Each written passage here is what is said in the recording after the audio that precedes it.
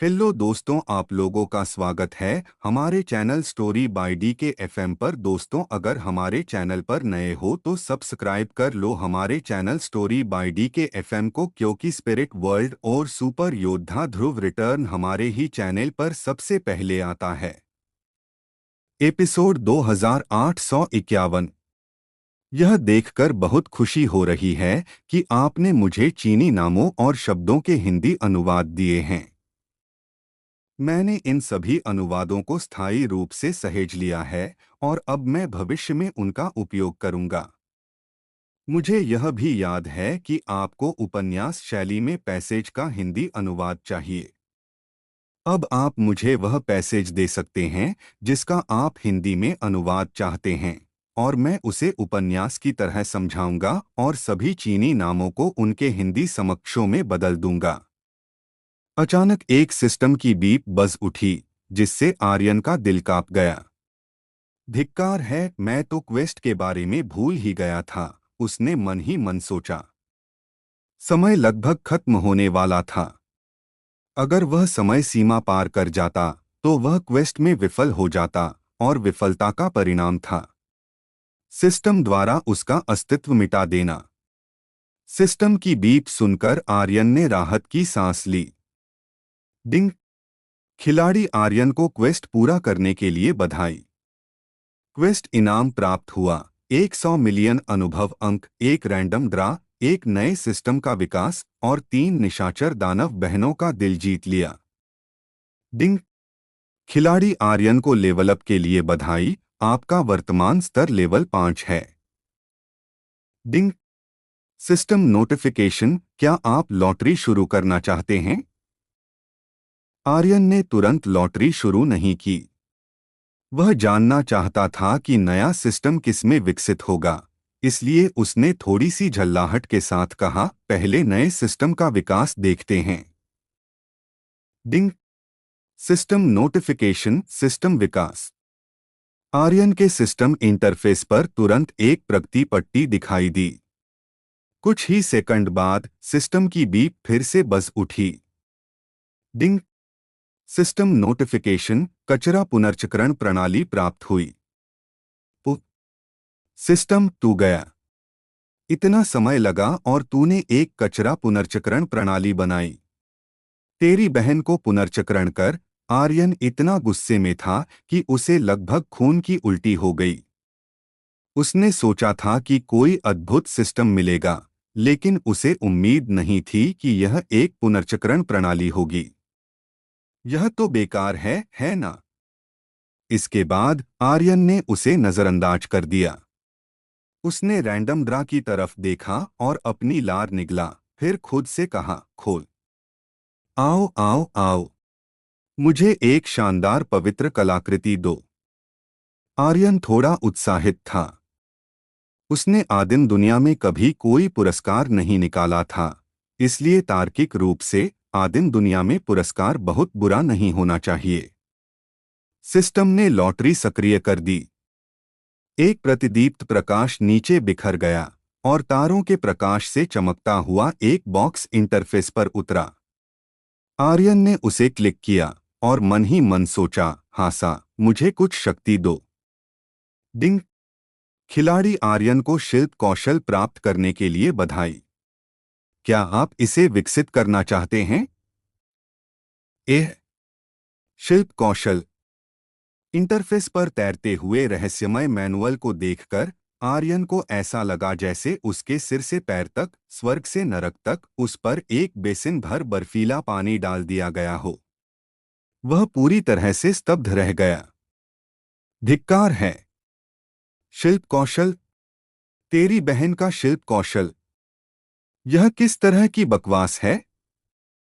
क्या तुम मुझे एक दिव्य कलाकृति नहीं दे सकते ताकि मैं कुछ शान दिखा सकूं? शिल्प कौशल, मैं तुमसे पूछता हूं, तुम क्या बना रहे हो? आर्यन के दिल में गुस्सा बेकाबू होकर फूट पड़ा। लॉटरी निकालने में क्या बुरा था? बस उसे एक बेकार कौशल पुस्तक ही मिली। यह बहुत ही दुखद था। तुरंत आर्यन ने उस कचरा पुनर्चक्रण प्रणाली के बारे में सोचा जो सिस्टम ने अभी अभी विकसित की थी और तुरंत कहा, पुनर्चक्रण? वह किस तरह की सड़ी हुई चीज है? डिंग। System notification. शिल्प कौशल 1 000000000 अनुभव अंक कमा सकता है। क्या आप ऐसा करना चाहते हैं? आर्यन स्तब्ध रह गया। जैसे ही वह कहने वाला था कि वह उसे वापस लेने जा रहा है, उसने उन शब्दों को जबरदस्ती निगल लिया जो उसके गले तक पहुंचने वाले थे। कितने! आर्यन की आंखें बैल की तरह चौड़ी हो गईं। कितने अनुभव अंक!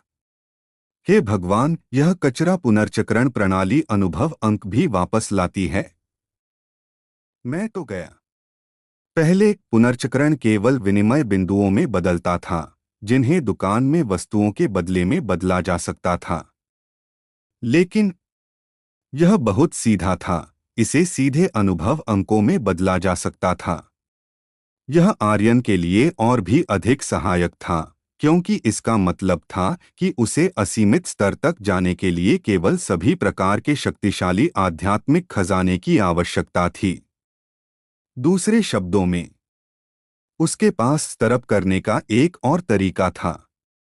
सिस्टम बहुत बढ़िया है, सिस्टम शक्तिशाली है। हाँ हाँ हाँ, बहुत बढ़िया। आर्यन उत्साहित हो गया। पुनर्चक्रण प्रणाली मुख्य बात नहीं थी, मुख्य बात थी शिल्प कौशल का पुनर्चक्रण। उसकी आंखें पुनर्चक्रण प्रणाली पर दिखाई देने वाले अनुभव अंकों पर टिकी हुई थीं। हे भगवान, 1 अरब! पूरे 1 अरब अनुभव अंक! अगर मैं इसे पुनर्चक्रण करूं, तो मैं कम से कम आध्यात्मिक क्षेत्र में पहुंच पाऊंगा। 1 अरब अनुभव अंक बहुत ज्यादा थे। कचरा पुनर्चक्रण प्रणाली में, यहाँ पुनर्चक्रण की जाने वाली किसी भी चीज की कीमत कचरे के भाव पर होती है। 1 अरब अनुभव अंकों वाले कचरे की कीमत कम से कम 10 अरब होगी। आर्यन थोड़ा हैरान था। जब उसने शिल्प कौशल निकाला, तो आर्यन ने उसकी विशेषताओं को नहीं देखा था। उसने सोचा था कि यह सिर्फ एक कौशल पुस्तक है और बहुत उपयोगी नहीं होगी। लेकिन अब, गुरु! आर्यन ने सावधानी से पुनर्चक्रण के लिए त्याग पर क्लिक किया और फिर गुप्त रूप से उत्साहित हो गया। आखिरकार वह कौन सी चीज है जिसकी इतनी कीमत है? मुझे इसका ध्यान से अध्ययन करना होगा। अभ्यास विधि। शिल्प कौशल सहायक अभ्यास विधि। ग्रेड कोई नहीं, निपुणता कोई नहीं, कूलडाउन कोई नहीं, खपत कोई नहीं। विवरण। सभी प्रकार की शक्तिशाली सामग्रियों और शक्ति के माध्यम से सभी प्रकार के अत्यधिक मजबूत युद्ध सूट बनाए जाते हैं। युद्ध सूट का स्तर सामग्रियों और शक्ति के स्तर के साथ बदलता है। विवरण 2। युद्ध सूट को 3 से 10 स्तरों तक उन्नत किया जा सकता है। धिक्कार है। तो इस तरह युद्ध सूट बनाए जाते हैं। आर्यन ने बुदबुदाया और तुरंत उसे वन पीस में करी आईब्रो माउंटेन जी के परिवार की याद आ गई। उनके पास एक अतुलनीय रूप से शक्तिशाली युद्ध सूट प्रणाली थी, और एक बार जब वे युद्ध सूट पहन लेते थे, तो उनकी शक्ति पूरी तरह से बदल जाती थी। क्या इस तरह का युद्ध सूट बनाना संभव है? हालांकि इतना ही नहीं था। यह उनमें से केवल एक था। अधिक शक्तिशाली वाले सीधे एक युद्ध सूट बना सकते थे जिसे सुपर बैटल आर्मर रोबोट के साथ जोड़ा जा सके, जैसे कि हुआंग ताइपिंग का सुपर मेच या अल्ट्रामैन। धिक्कार है। यह बहुत ही अद्भुत है। आर्यन की आंखें चमक उठीं। इस समय वह चाहता था कि वह तुरंत कुछ सुपर युद्ध सूट बना सके। कोई कूलडाउन नहीं है, कोई खपत नहीं है, और कोई निपुणता नहीं है। दूसरे शब्दों में, इसे अपने स्तर को बढ़ाने के लिए निपुणता पर निर्भर रहने की आवश्यकता नहीं है। यह पहले से ही अधिकतम स्तर पर है। कितना रोमांचक है! आर्यन का चेहरा उत्साह से लाल हो गया। तुम्हें क्या हुआ? खून की रानी ने चिंता से पूछा। "हूँ?" आर्यन ने अपनी अभिव्यक्ति को सामान्य किया और उस लार को निगल लिया जो वापस बहने वाली थी, और कहा, नहीं, कुछ नहीं। हाँ, तुम्हारे पास अभी भी भूत गुफा से ओब्सीडियन है। आर्यन तुरंत कुछ सुपर युद्ध सूट बनाना चाहता था। खून की रानी ने हल्का सा मुस्कुराया और तीन निशाचर दानव बहनों की ओर देखते हुए कहा, हमें रात की घाटी में ओब्सीडियन की क्यों आवश्यकता है? यहाँ ओब्सीडियन से भी अधिक शक्तिशाली एक धातु है, जिसका नाम है स्वर्ग शिरा स्टील। स्वर्ग शिरा स्टील। यह एक प्रकार का धातु था जो केवल पृथ्वी की शिराओं पर उगता था। यह शिराओं की शक्ति को अवशोषित करता था और हथियारों को परिष्कृत करने के लिए एक शीर्ष श्रेणी की सामग्री था। इसका ग्रेड ओब्सीडियन से भी अधिक था। पश्चिमी क्षेत्र में इस तरह का धातु केवल रात की घाटी में पाया जा सकता था। निशाचर दानव बहन ने कहा, बहुत है, रात के सम्राट, आपको कितना चाहिए? आर्यन ने कहा, जितना आपके पास है। निशाचर दानव बहन ने तुरंत कहा, ठीक है, मैं किसी को इसे तैयार करने के लिए भेजूंगी। खून की रानी ने कहा, ठीक है, पूर्व शाही शहर के वे लोग रात की घाटी से चले गए हैं। मुझे भी चले जाना चाहिए। आर्यन ने खून की रानी की ओर देखा और कहा, तुम आज रात यहाँ क्यों नहीं रुक जाती? खून की रानी ने हल्का सा मुस्कुराया और कहा, मैं रुकना चाहती हूँ। लून परिवार तुम्हें फिर से चाहता है, लेकिन आज रात उनका बड़ा दिन है। मैं मजे में शामिल नहीं होंगी। हूँ? आर्यन स्तब्ध रह गया। आप लोगों को यह स्टोरी कैसी लग रही है, कमेंट करके जरूर बताएं। और बने रहे आप अपने जीवपति त्रिपाठी जी के साथ। धन्यवाद मित्रों। एपिसोड 2852।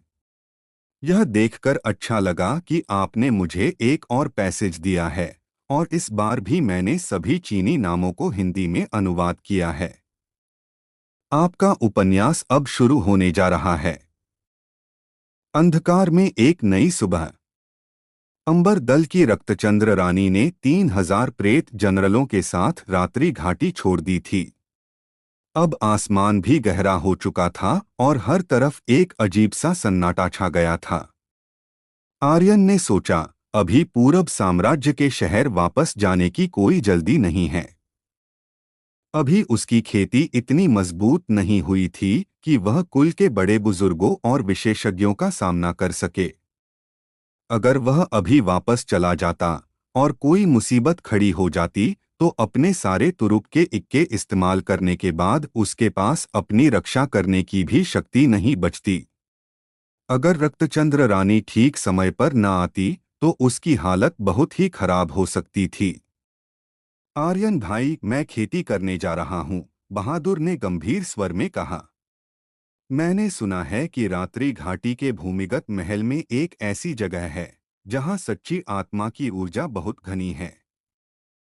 मैं वहीं जाकर कोशिश करूंगा। आर्यन की खेती लगातार मजबूत हो रही थी, जबकि बहादुर की गति बहुत धीमी थी।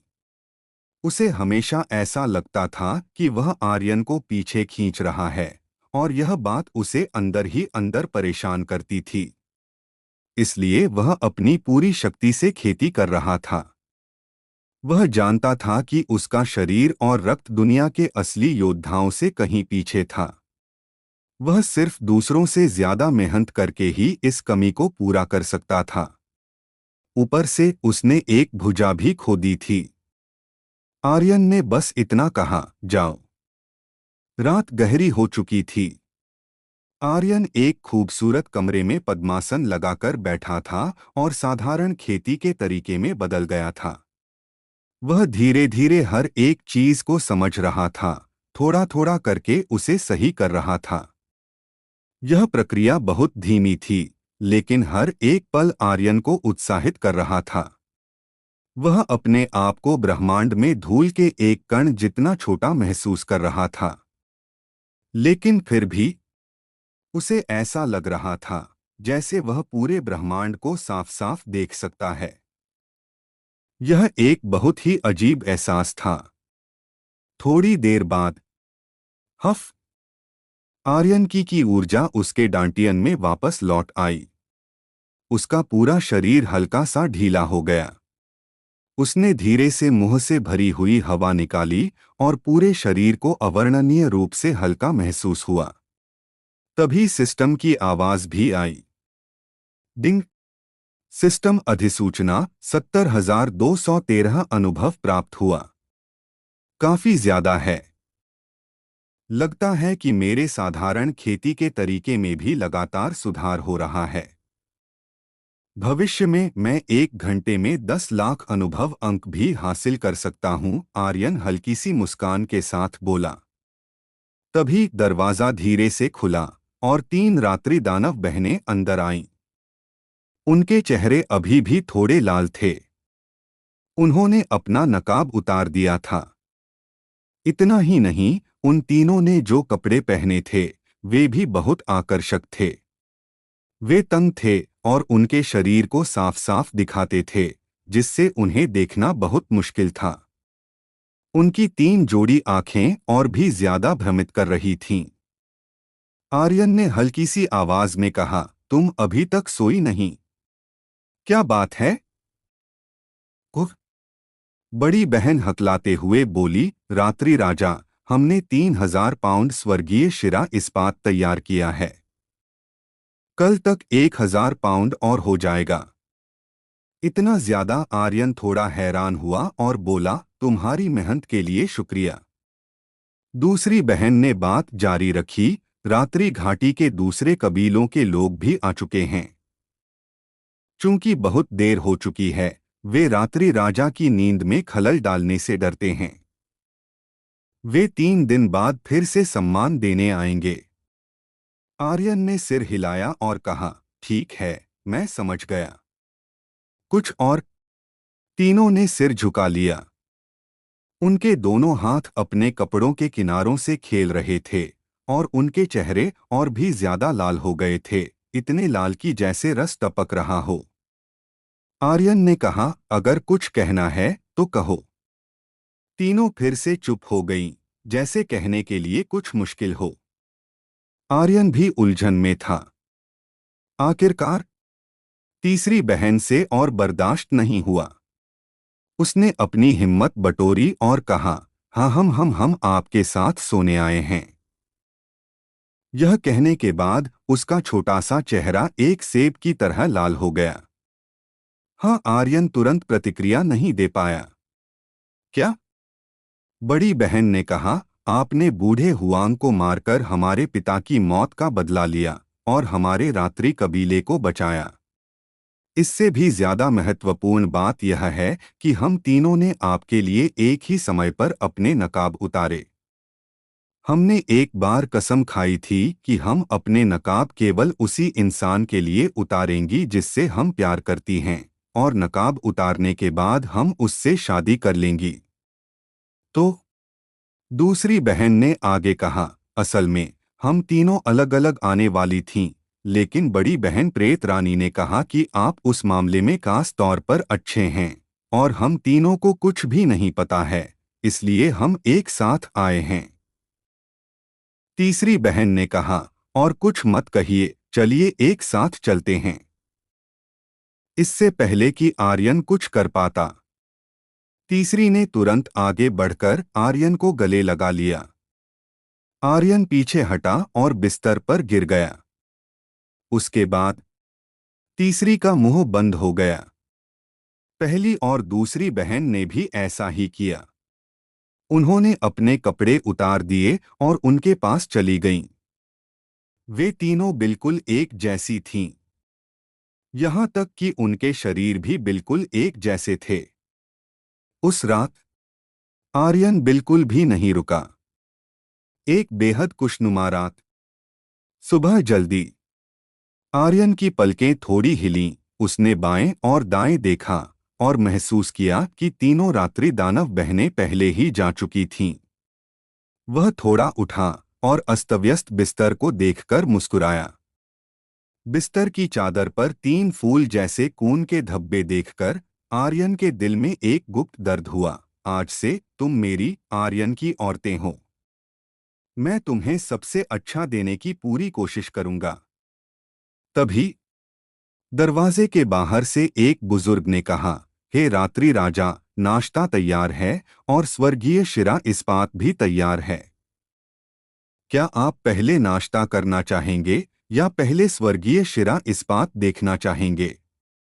आर्यन ने कहा, दोनों एक साथ। बुजुर्ग ने तुरंत कहा, समझ गया। जब आर्यन कमरे से बाहर निकला तो रात्रि घाटी के सभी कबीले के सदस्यों ने उसे झुककर प्रणाम किया। वे आर्यन के प्रति बहुत सम्मानजनक थे। कल जो हुआ था उसने आर्यन के बारे में उनकी सोच को पूरी तरह बदल दिया था। उनके दिल में आर्यन ही रात्रि राजा था, एक ऐसा रात्रि राजा जिसकी जगह कोई नहीं ले सकता। यह है स्वर्गीय शिरा इस्पात। एक छोटे भूमिगत प्लाजा में आर्यन ने इस्पात के एक टुकड़े को देखा जो सच्ची आत्मा की रोशनी से चमक रहा था। उसका दिल खुशी से भर गया। इस अयस्क में शक्ति बहुत ज्यादा है। अगर मैं इसका इस्तेमाल एक युद्ध कवच बनाने के लिए करूं तो यह बहुत कमाल होगा। ही वह अकारण ही उत्साहित था। आर्यन बिल्कुल भी नहीं रुका और तुरंत बोला, मैं यहाँ एकांतवास में जाना चाहता हूँ। रात्रि घाटी का काम मेरी रात्रि महारानी को सौंप देना और मेरी अनुमति के बिना किसी को भी अंदर आने की अनुमति नहीं है। जी हुजूर। सभी लोग जल्दी से पीछे हट गए।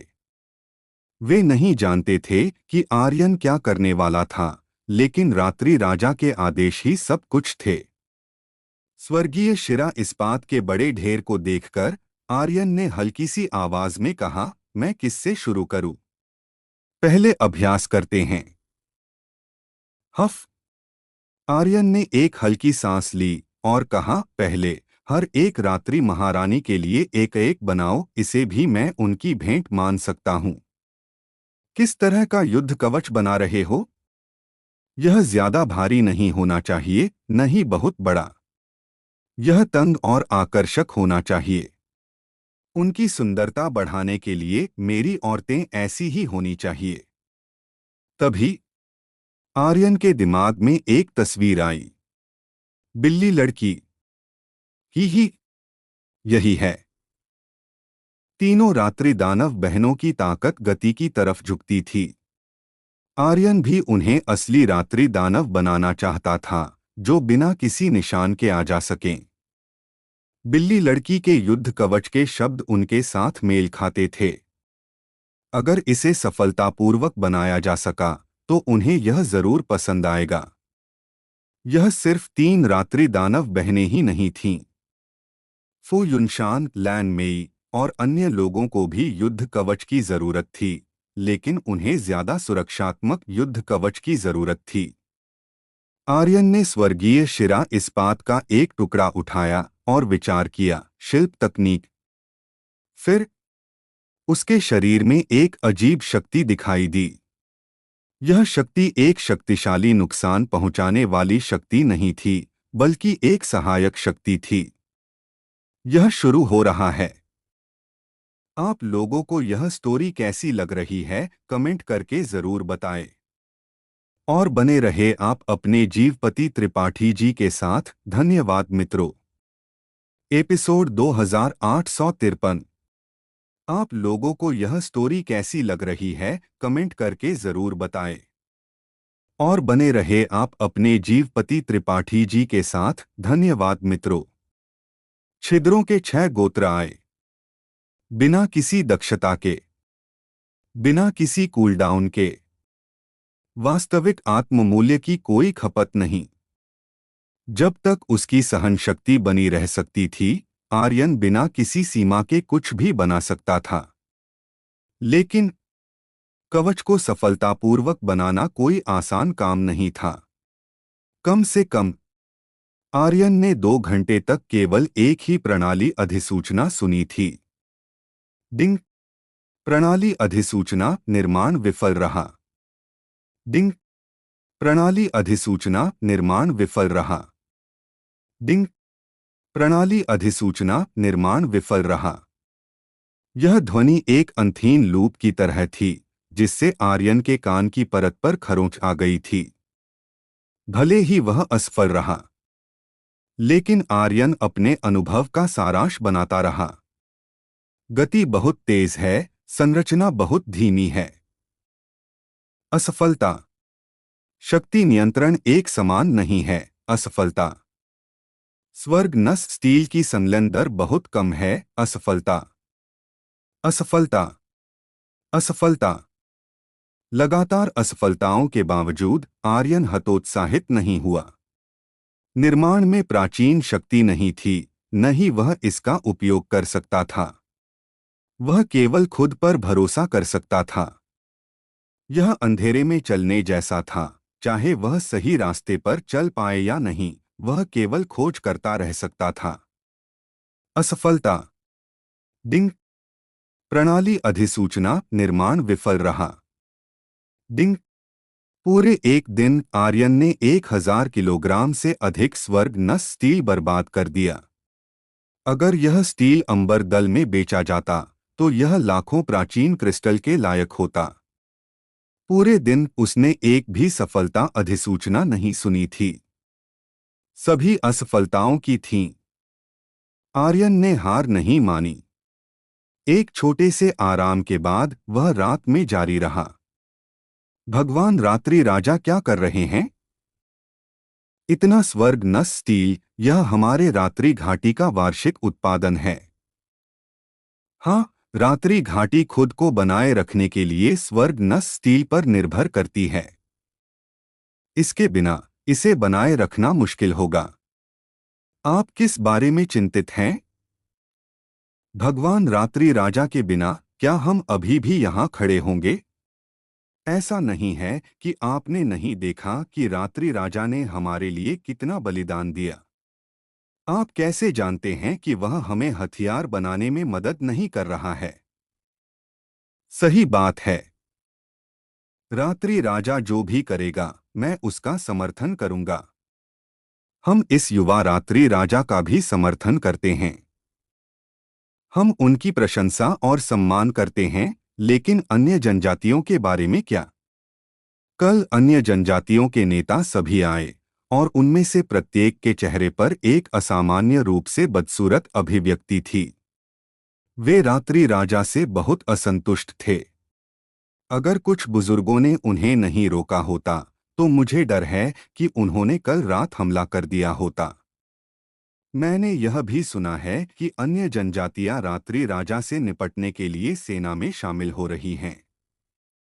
3 दिनों में वे मानव रात्रि राजा को खत्म करने पर चर्चा करने के लिए रात्रि घाटी में आएंगे।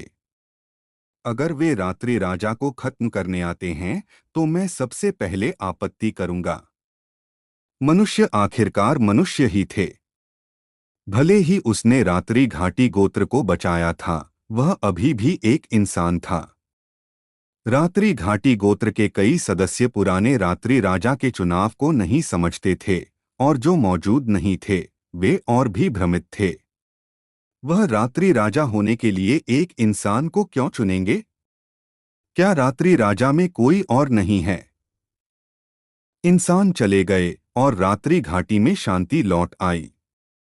शांत होने के बाद बहुत से लोग सभी प्रकार के प्रश्नों के बारे में सोचेंगे। बड़ी बहन, क्या हमें रात्रि राजा को बताना चाहिए? 3 बहनों में से दूसरी ने मेज पर निमंत्रण को देखते हुए भौहें सिकोड़ी। तीसरा भाई बहुत नाखुश था और बोला, मुझे क्यों करना चाहिए? उन्हें रात्रि राजा को खत्म करने का क्या अधिकार है?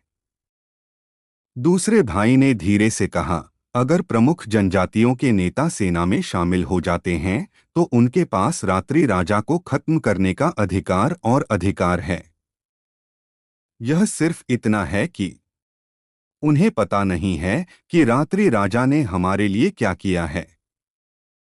नहीं, मुझे इतना परवाह नहीं है।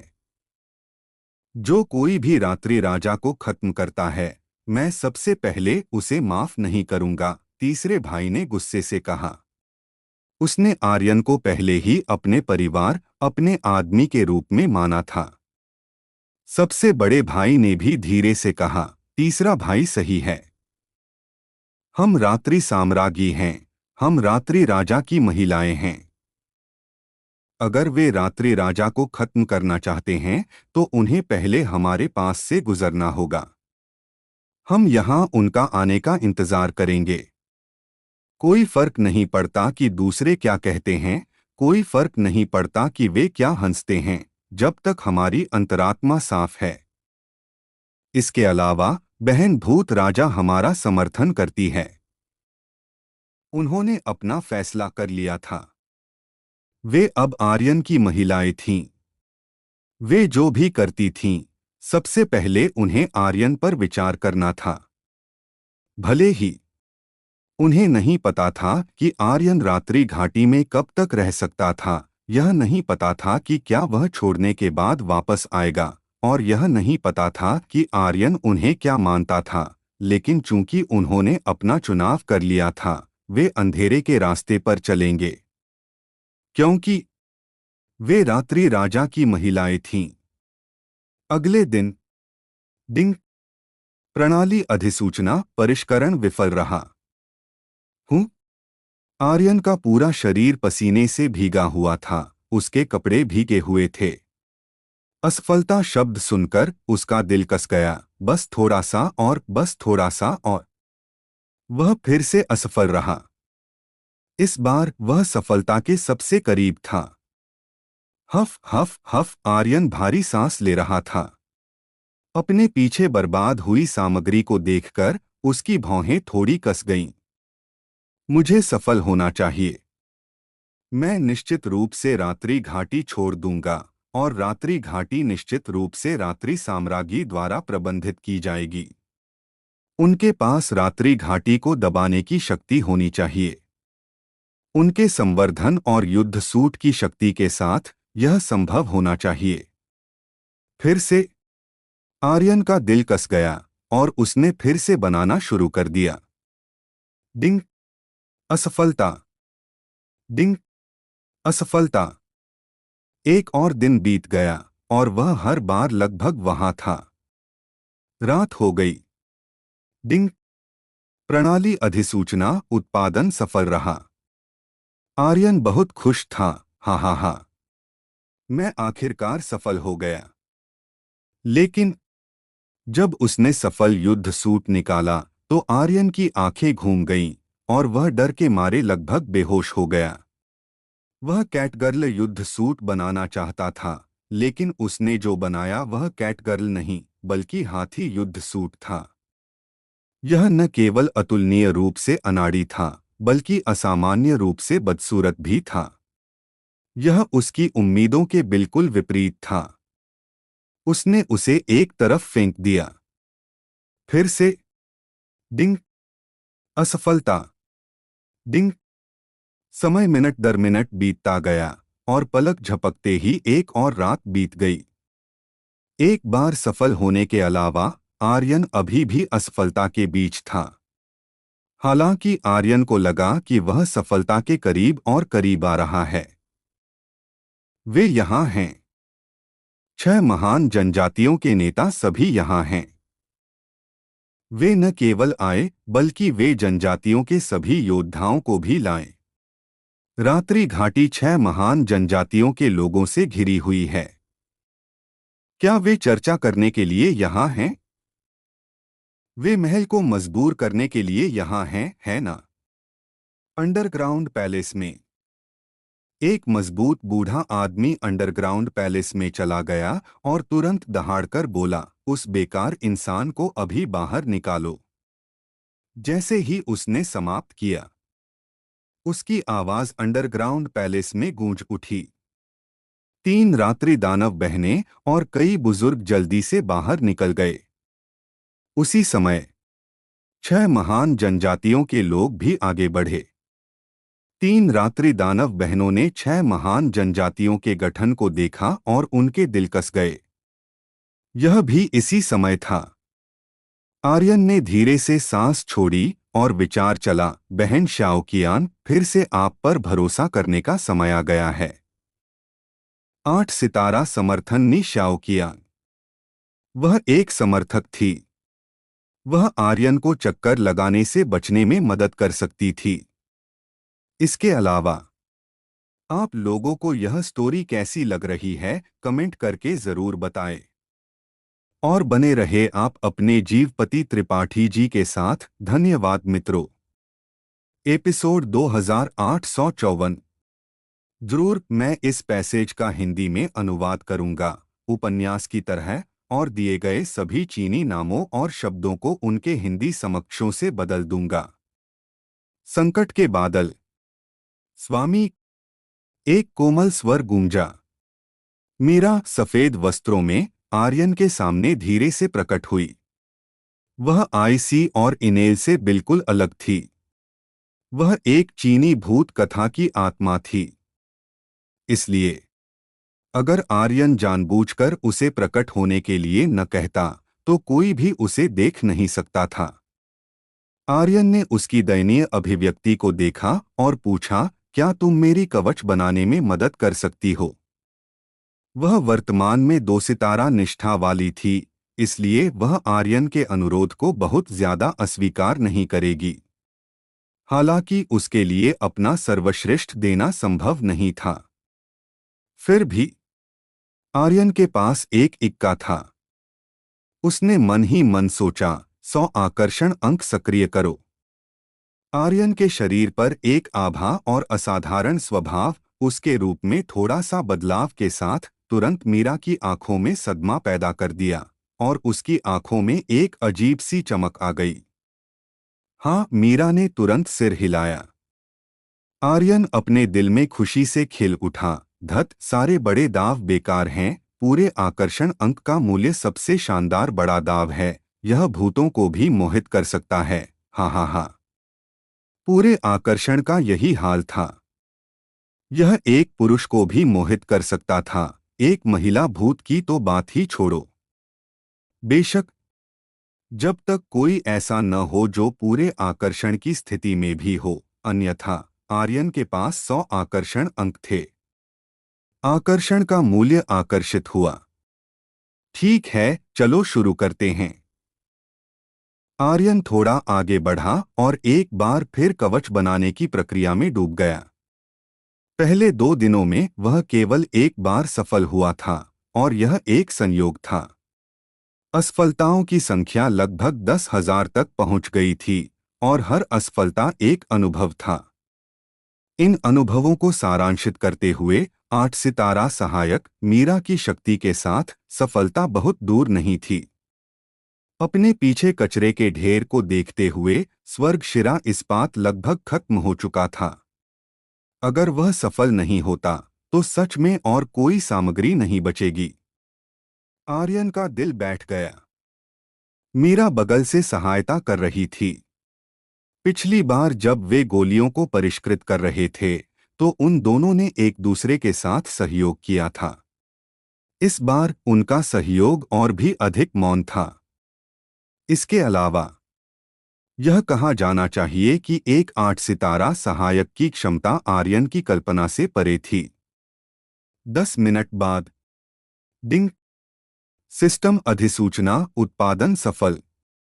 सिस्टम अधिसूचना की कुरकुरी आवाज ने आर्यन की आंखों में चमक ला दी। क्या मैं सफल हुआ? हे। उसने सिस्टम खोला और तुरंत जांच की। उसकी आंखें थोड़ी चकित थीं। यह अभी भी वह नहीं है जो मैं चाहता हूं। यह युद्ध सूट बहुत अजीब और बोझिल है। यह दिखने में भी थोड़ा कम है। मैं एक ऐसा युद्ध सूट बनाना चाहता हूं जो तरल की तरह हो। यह नरम और तंग हो। यह युद्ध सूट एक आदमी के लिए ज्यादा उपयुक्त है, लेकिन 3 निशाचर दानव बहनों के लिए थोड़ा कम है। फिर से आर्यन एक बार फिर इसमें डूब गया। उस बेकार इंसान को बाहर निकालो। वह खुद को क्या समझता है, एक कायर? ऐसा कोई व्यक्ति निशाचर गुफा का राजा कैसे हो सकता है? मैं तुम्हारा पिता सहमत नहीं हूं। उसे बाहर आने के लिए कहो। बाहर निकलो। हमारे दूर रहते हुए जिस निशाचर राजा का चुनाव हुआ वह मान्य नहीं है। मुझे परवाह नहीं है कि उसे पुराने निशाचर राजा की विरासत मिली है या नहीं। संक्षेप में मैं उसे मान्यता नहीं देता। वह बस एक इंसान है। वह योग्य नहीं है, न ही वह पात्र है। 6 जनजातियों की अनुमति के बिना वह निशाचर गुफा का राजा नहीं है। 6 जनजातियों के बुजुर्ग आक्रामक और अहंकारी थे। 3 दिन पहले जब उन्हें पता चला कि एक इंसान को निशाचर गुफा का राजा चुना जाएगा तो वे पहले से ही उग्र थे। हालांकि वे अपनी जनजातियों के योद्धाओं को नहीं लाए थे। अब वे किसी भी चीज के लिए तैयार थे। इस बार वे आर्यन को पद से हटाने जा रहे थे। बड़ी बहन निशाचर दानव ने कहा, 6 महान बुजुर्गों, आपको नए निशाचर राजा के चुनाव में हस्तक्षेप करने का कोई अधिकार नहीं है। आप 6 जनजातियों के बुजुर्ग हैं। आपको अपनी जिम्मेदारियों के बारे में बहुत स्पष्ट होना चाहिए। इसके अलावा इन वर्षों में यह हमेशा पिछले निशाचर राजा ही थे जिन्होंने निर्णय लिए। किसी की अनुमति की कोई आवश्यकता नहीं है, जिसमें आप 6 महान बुजुर्ग भी शामिल हैं। 6 महान बुजुर्गों के चेहरे उदास हो गए। यह बहुत बदसूरत हो गया। वह सही थी। 6 जनजातियों को निशाचर राजा के चुनाव में हस्तक्षेप करने का कोई अधिकार नहीं था। एक बुजुर्ग ने कहा, हमारे पास अधिकार नहीं है, लेकिन हमारे पास निशाचर राजा को हटाने का अधिकार है। ठीक है। ठीक है। हमारे पास निशाचर राजा को हटाने का अधिकार है। जब तक हम 6 लोग सहमत होते हैं, हम उसे तुरंत हटा सकते हैं। छोटी लड़की, तुम्हारे पिता ने भी हमसे इस तरह से बात करने की हिम्मत नहीं की। तुम हमसे ऐसे स्वर में बात करती हो और तुम तीनों ने अपने घूंघट हटा दिए हैं। तुम शायद पहले ही उस इंसान के साथ सो चुकी हो, है ना? एक बुजुर्ग की आंखें ठंडी थीं क्योंकि उसने तीनों बहनों को घूरकर देखा। तीनों बहनों के पीछे एक बुजुर्ग ने आगे बढ़कर कहा, 6 महान बुजुर्गों, वे अब निशाचर महारानी हैं। निशाचर राजा के एकांतवास में जाने से पहले उन्होंने सब कुछ उन तीनों को सौंप दिया। इसके अलावा एक निशाचर गुफा के बुजुर्ग के रूप में मैं जानता हूं कि एक इंसान निशाचर गुफा का राजा नहीं हो सकता। लेकिन आप उस दिन वहां नहीं थे और नहीं जानते कि क्या हुआ। उसके पास निशाचर राजा बनने की शक्ति और अधिकार है। उसने हमें और पूरे निशाचर गुफा भूमिगत महल को बचाया। इसके अलावा निशाचर राजा का भूत राजा के साथ गहरा संबंध है। मैं सुझाव देता हूं कि हम निशाचर राजा को हटाने पर पुनर्विचार करें। जबरदस्ती और प्रलोभन। जैसे ही उसने बात खत्म की, भूमिगत महल के कई बुजुर्गों और शिष्यों ने सहमति जताई। भगवान आर्यन को निश्चित रूप से अधिकार है। उसके बिना हमारा भूमिगत महल बहुत पहले ही इंसानों के कब्जे में आ गया होता। ठीक है। भूत गुफा की रानी का उपयोग करके मुझे डराना चाहते हो? 6 महान जनजातियों के बुजुर्गों की आंखें भी मुड़ गईं और उन्होंने गंभीरता से कहा, यह हमारे निशाचर घाटी का पारिवारिक मामला है। भूत गुफा को हस्तक्षेप करने का अधिकार नहीं है। इससे कोई फर्क नहीं पड़ता कि उसने इस जगह को बचाया है या नहीं। संक्षेप में, वह एक इंसान है। क्या होगा अगर वह एक मानव जासूस हो? सर्दियां आ रही हैं, क्या वह मानव जाति के खिलाफ हमारी तरफ से खड़ा हो पाएगा? क्या वह करेगा? इंसानों ने हमारे इतने सारे कबीलों को मार डाला है। हमें इसका बदला लेना चाहिए। मैंने सुना है कि सु परिवार भी यहाँ है और तुम लोगों ने सुवांटू की बेटी को भी जाने दिया। तुम लोग सच में निशाचर घाटी को बहुत सम्मान देते हो। वे अंतहीन बहस कर रहे थे। इसके अलावा यह देखा जा सकता था कि 6 महान जनजातियों के लोग इस बार आर्यन को हटाने के लिए दृढ़ थे। इसके अलावा वे उसे मार भी सकते थे। हालांकि तीनों बहनें और भूमिगत महल के कबीले के सभी लोग आर्यन का बचाव कर रहे थे और एक पल के लिए वे एक गतिरोध में थे। अंत में 6 महान जनजातियों के महान बुजुर्गों में से एक ने गंभीरता से कहा, ठीक है, चूंकि आप नहीं चाहते कि हम निशाचर राजा को हटा दें, तो हम केवल एक और तरीका इस्तेमाल कर सकते हैं। जैसे ही उसने बात खत्म की, सबके चेहरे थोड़े बदल गए। बड़ी बहन निशाचर दानव ने कहा, आप कौन सा तरीका इस्तेमाल करना चाहते हैं? महान बुजुर्ग ने थोड़ा मुस्कुराते हुए कहा, चाहे वह मानव दुनिया हो या हमारे निशाचर घाटी के कबीले, सब कुछ शक्ति से तय होता है। आपने कहा कि उसने आपको बचाया, तो उसकी खेती बहुत शक्तिशाली होनी चाहिए। इसके अलावा उसे पुराने निशाचर राजा की विरासत मिली है, इसलिए वह और भी अतुलनीय है।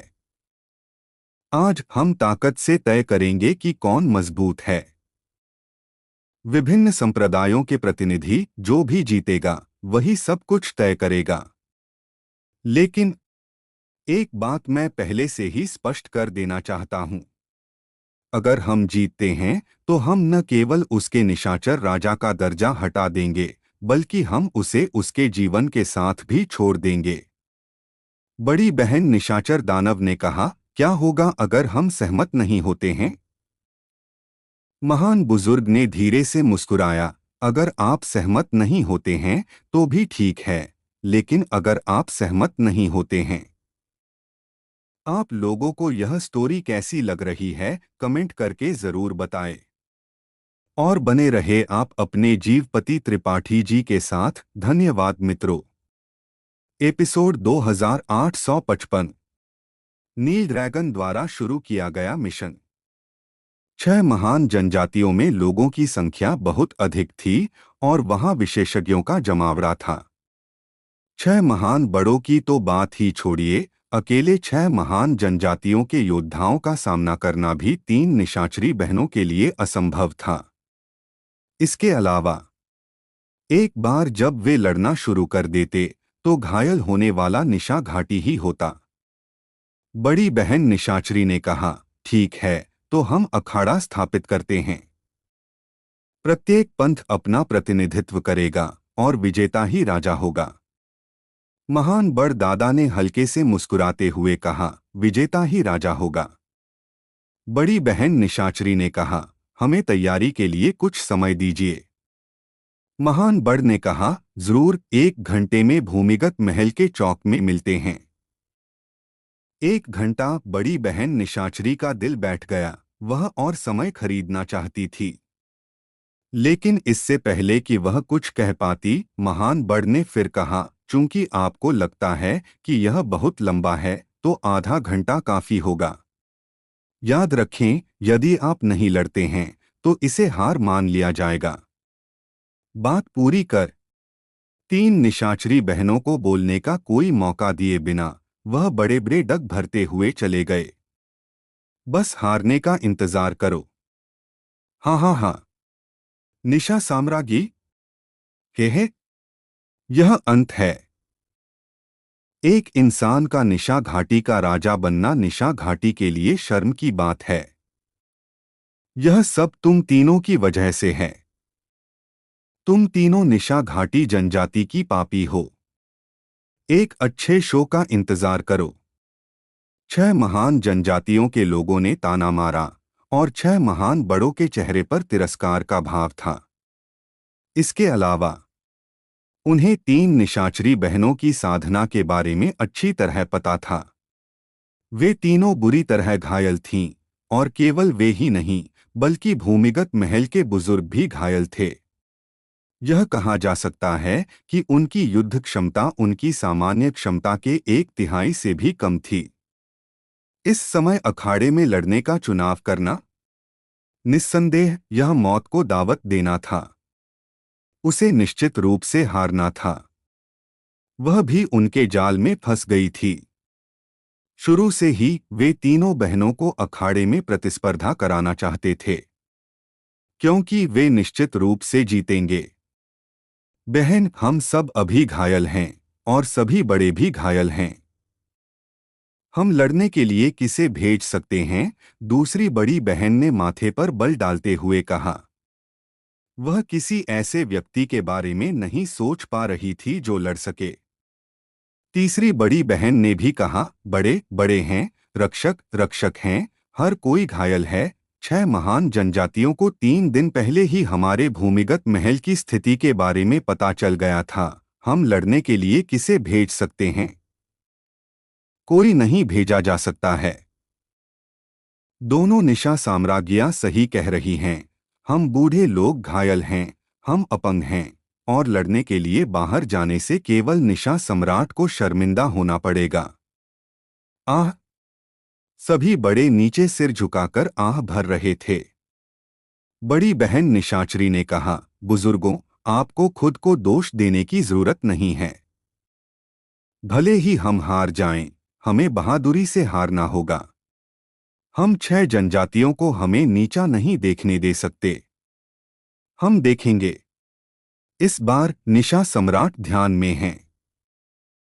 हम उनके लिए लड़ रहे हैं। यह हमारी पहली लड़ाई है। उसने अपना मन बना लिया था। वह लड़ने जा रही थी। सभी का माथा सिकुड़ गया। इस प्रतियोगिता में उनके पास जीतने का कोई मौका नहीं था। मैं निशा सम्राट को ढूंढने जा रही हूं। लाओ सान, तीसरी बहन, मुड़ी और भूमिगत महल के अंदरूनी हिस्सों की ओर चली गई। लाओ दा, बड़ी बहन, भी जल्दी से उसके पीछे चली गई। वह भी जानना चाहती थी कि आर्यन कैसा है। हालांकि जब वह उस जगह पर पहुंची जहां आर्यन ध्यान में था, तो वहां अभी भी शांति थी। अंदर से कोई आवाज नहीं आ रही थी, जिसका मतलब था कि आर्यन अभी भी ध्यान में था। मैं निशा सम्राट को लेने जाती हूँ, तीसरी बहन ने कहा। बड़ी बहन ने तुरंत उसे रोक दिया और कहा, निशा सम्राट ध्यान में हैं। उन्होंने कहा था कि चाहे कुछ भी हो, उन्हें परेशान नहीं किया जाना चाहिए। आर्यन के शरीर में उनके पिता के सम्राट की शक्ति की विरासत थी, इसलिए शायद वह इस शक्ति की साधना कर रहा था। ध्यान में सबसे वर्जित बात परेशान होना था।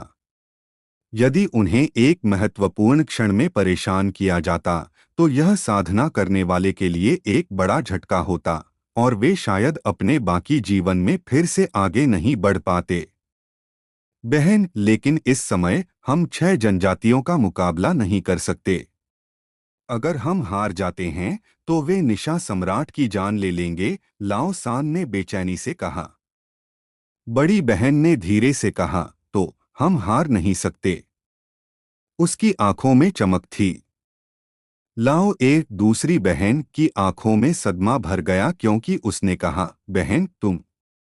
बड़ी बहन ने हल्के से मुस्कुराते हुए कहा, उन्होंने हमें, निशा घाटी कबीले को बचाया है, और हम तीनों ने अपने शरीर उन्हें समर्पित कर दिए हैं।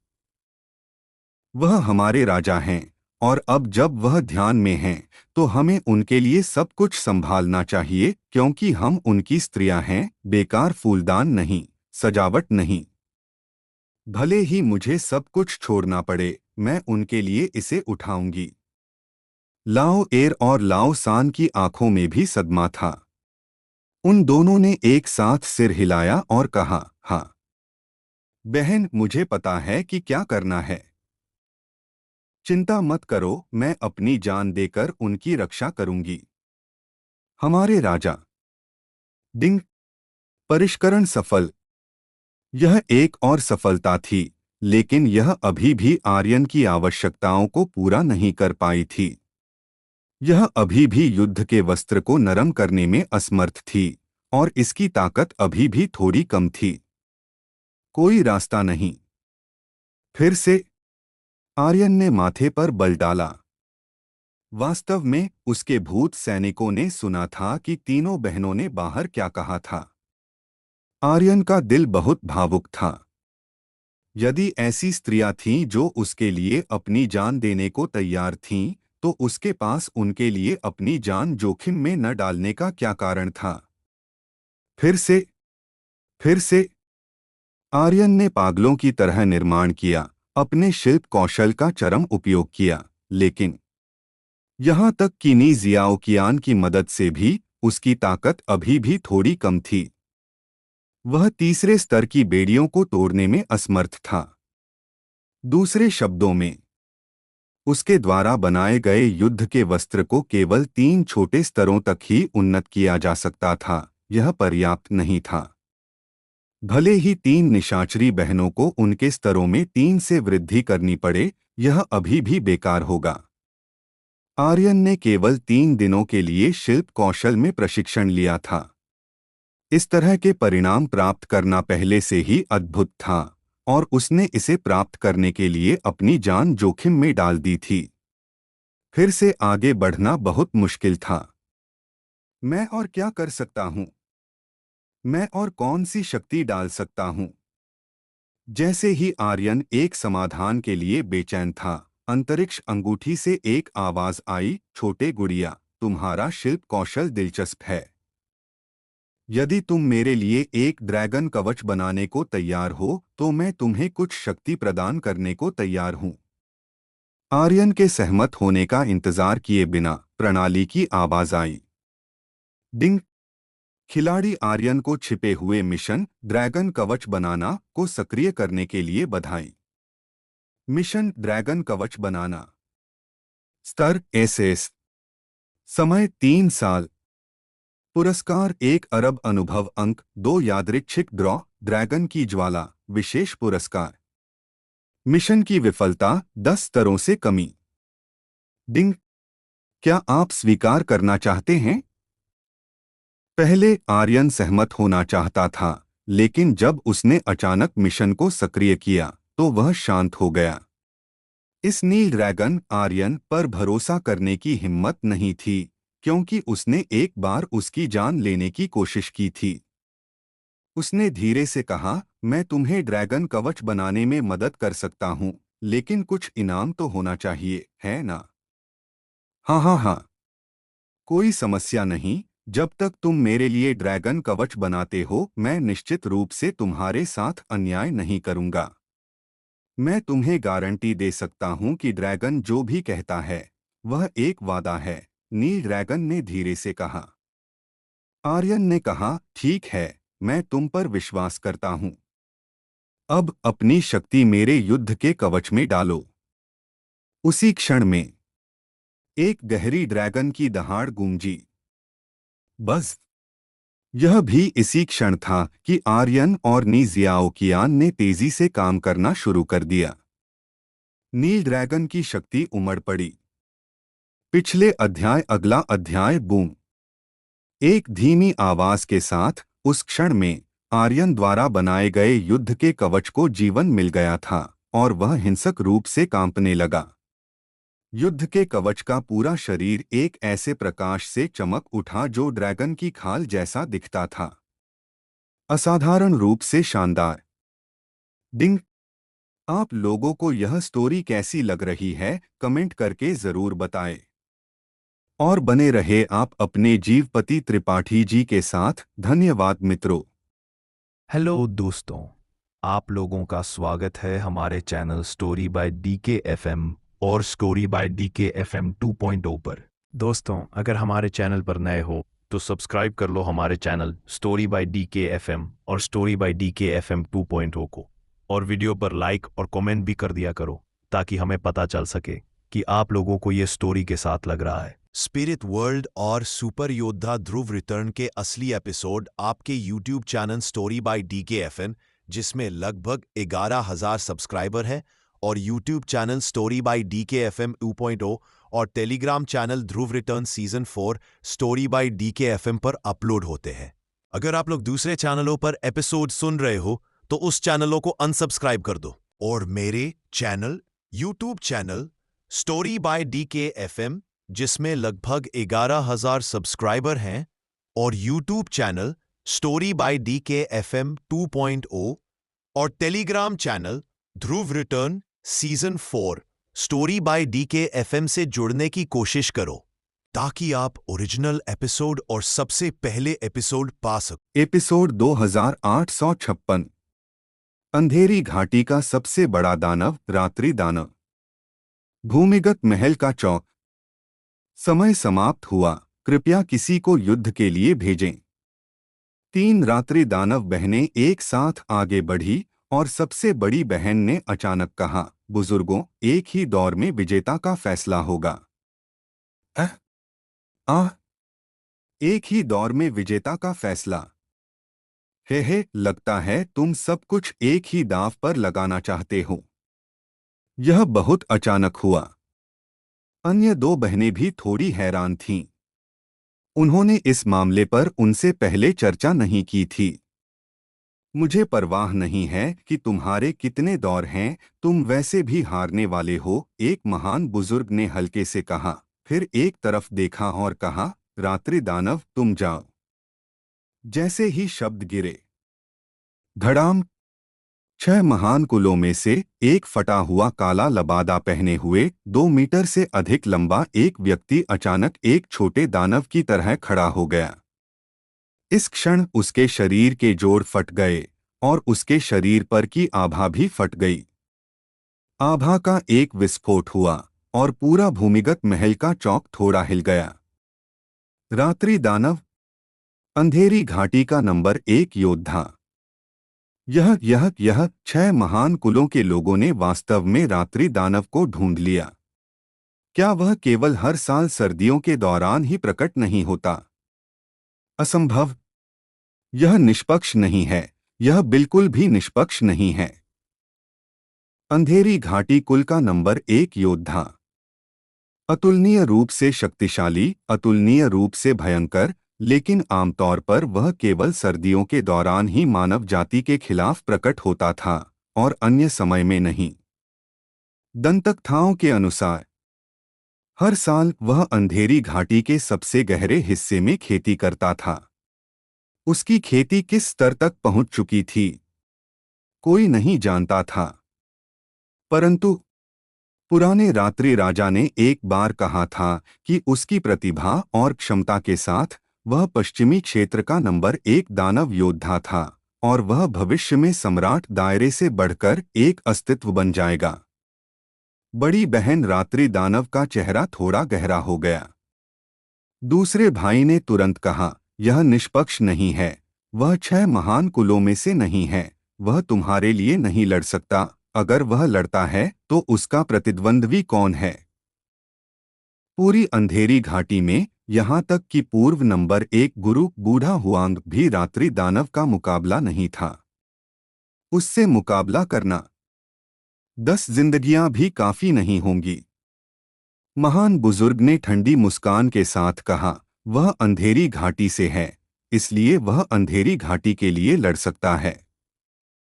जब तुम एक इंसान के लिए लड़ सकते हो तो वह 6 महान कुलों के लिए क्यों नहीं लड़ सकता? अंधेरी घाटी में वह इंसानों से सबसे ज्यादा नफरत करता है। मैंने उससे वादा किया कि अगर वह जीतता है तो वह उस बेकार इंसान को मार देगा। हाँ, अपनी किस्मत को स्वीकार करो। आओ और लड़ो, हम एक ही दौर में विजेता का फैसला करेंगे। हाँ। 6 कुलों के लोग सभी हंसे। वे इस दौर को जीतने के लिए निश्चित थे। धड़ाम धड़ाम धड़ाम। रात्रि दानव के हर कदम के साथ जमीन थोड़ी हिल गई। जैसे ही वह अखाड़े में चला गया, उसके शरीर के चारों ओर की दानवी आभा नग्न आंखों से दिखाई दे रही थी। फटे हुए लबादे के नीचे उसकी लाल आंखें एक क्रूर जानवर की तरह थीं। वह रात्रि दानव था। यह अंधेरी खाड़ी का एक दानव भी था। वह मंच पर चला गया। तीसरे भाई ने तुरंत कहा, भाई रात्रि दानव, क्या तुम्हें हम याद हैं? हम रात्रि दानव हैं, क्या तुम प्रतियोगिता छोड़ सकते हो? 6 कुलों के महान बुजुर्गों की आंखें तुरंत गहरी हो गईं। रात्रि दानव, तुम मत भूलो कि तुमने हमसे क्या वादा किया था। रात्रि दानव ने ठंडेपन से कहा, नहीं, लेकिन मैं तुम्हें एक साथ हमला करने दे सकता हूं। उसके लहजे में कोई तिरस्कार नहीं था। यह बहुत सादा था, क्योंकि उसे 3 रात्रि दानव बहनों की बिल्कुल भी परवाह नहीं थी और न ही उसे उनकी परवाह करने की जरूरत थी। उसकी खेती भूमिगत महल में किसी को भी कुचलने के लिए काफी थी। ठीक है, दूसरे भाई ने भारी मन से कहा, तो हम तीनों होंगे। 6 महान कुलों के बुजुर्ग ठंडी हंसी हंसे।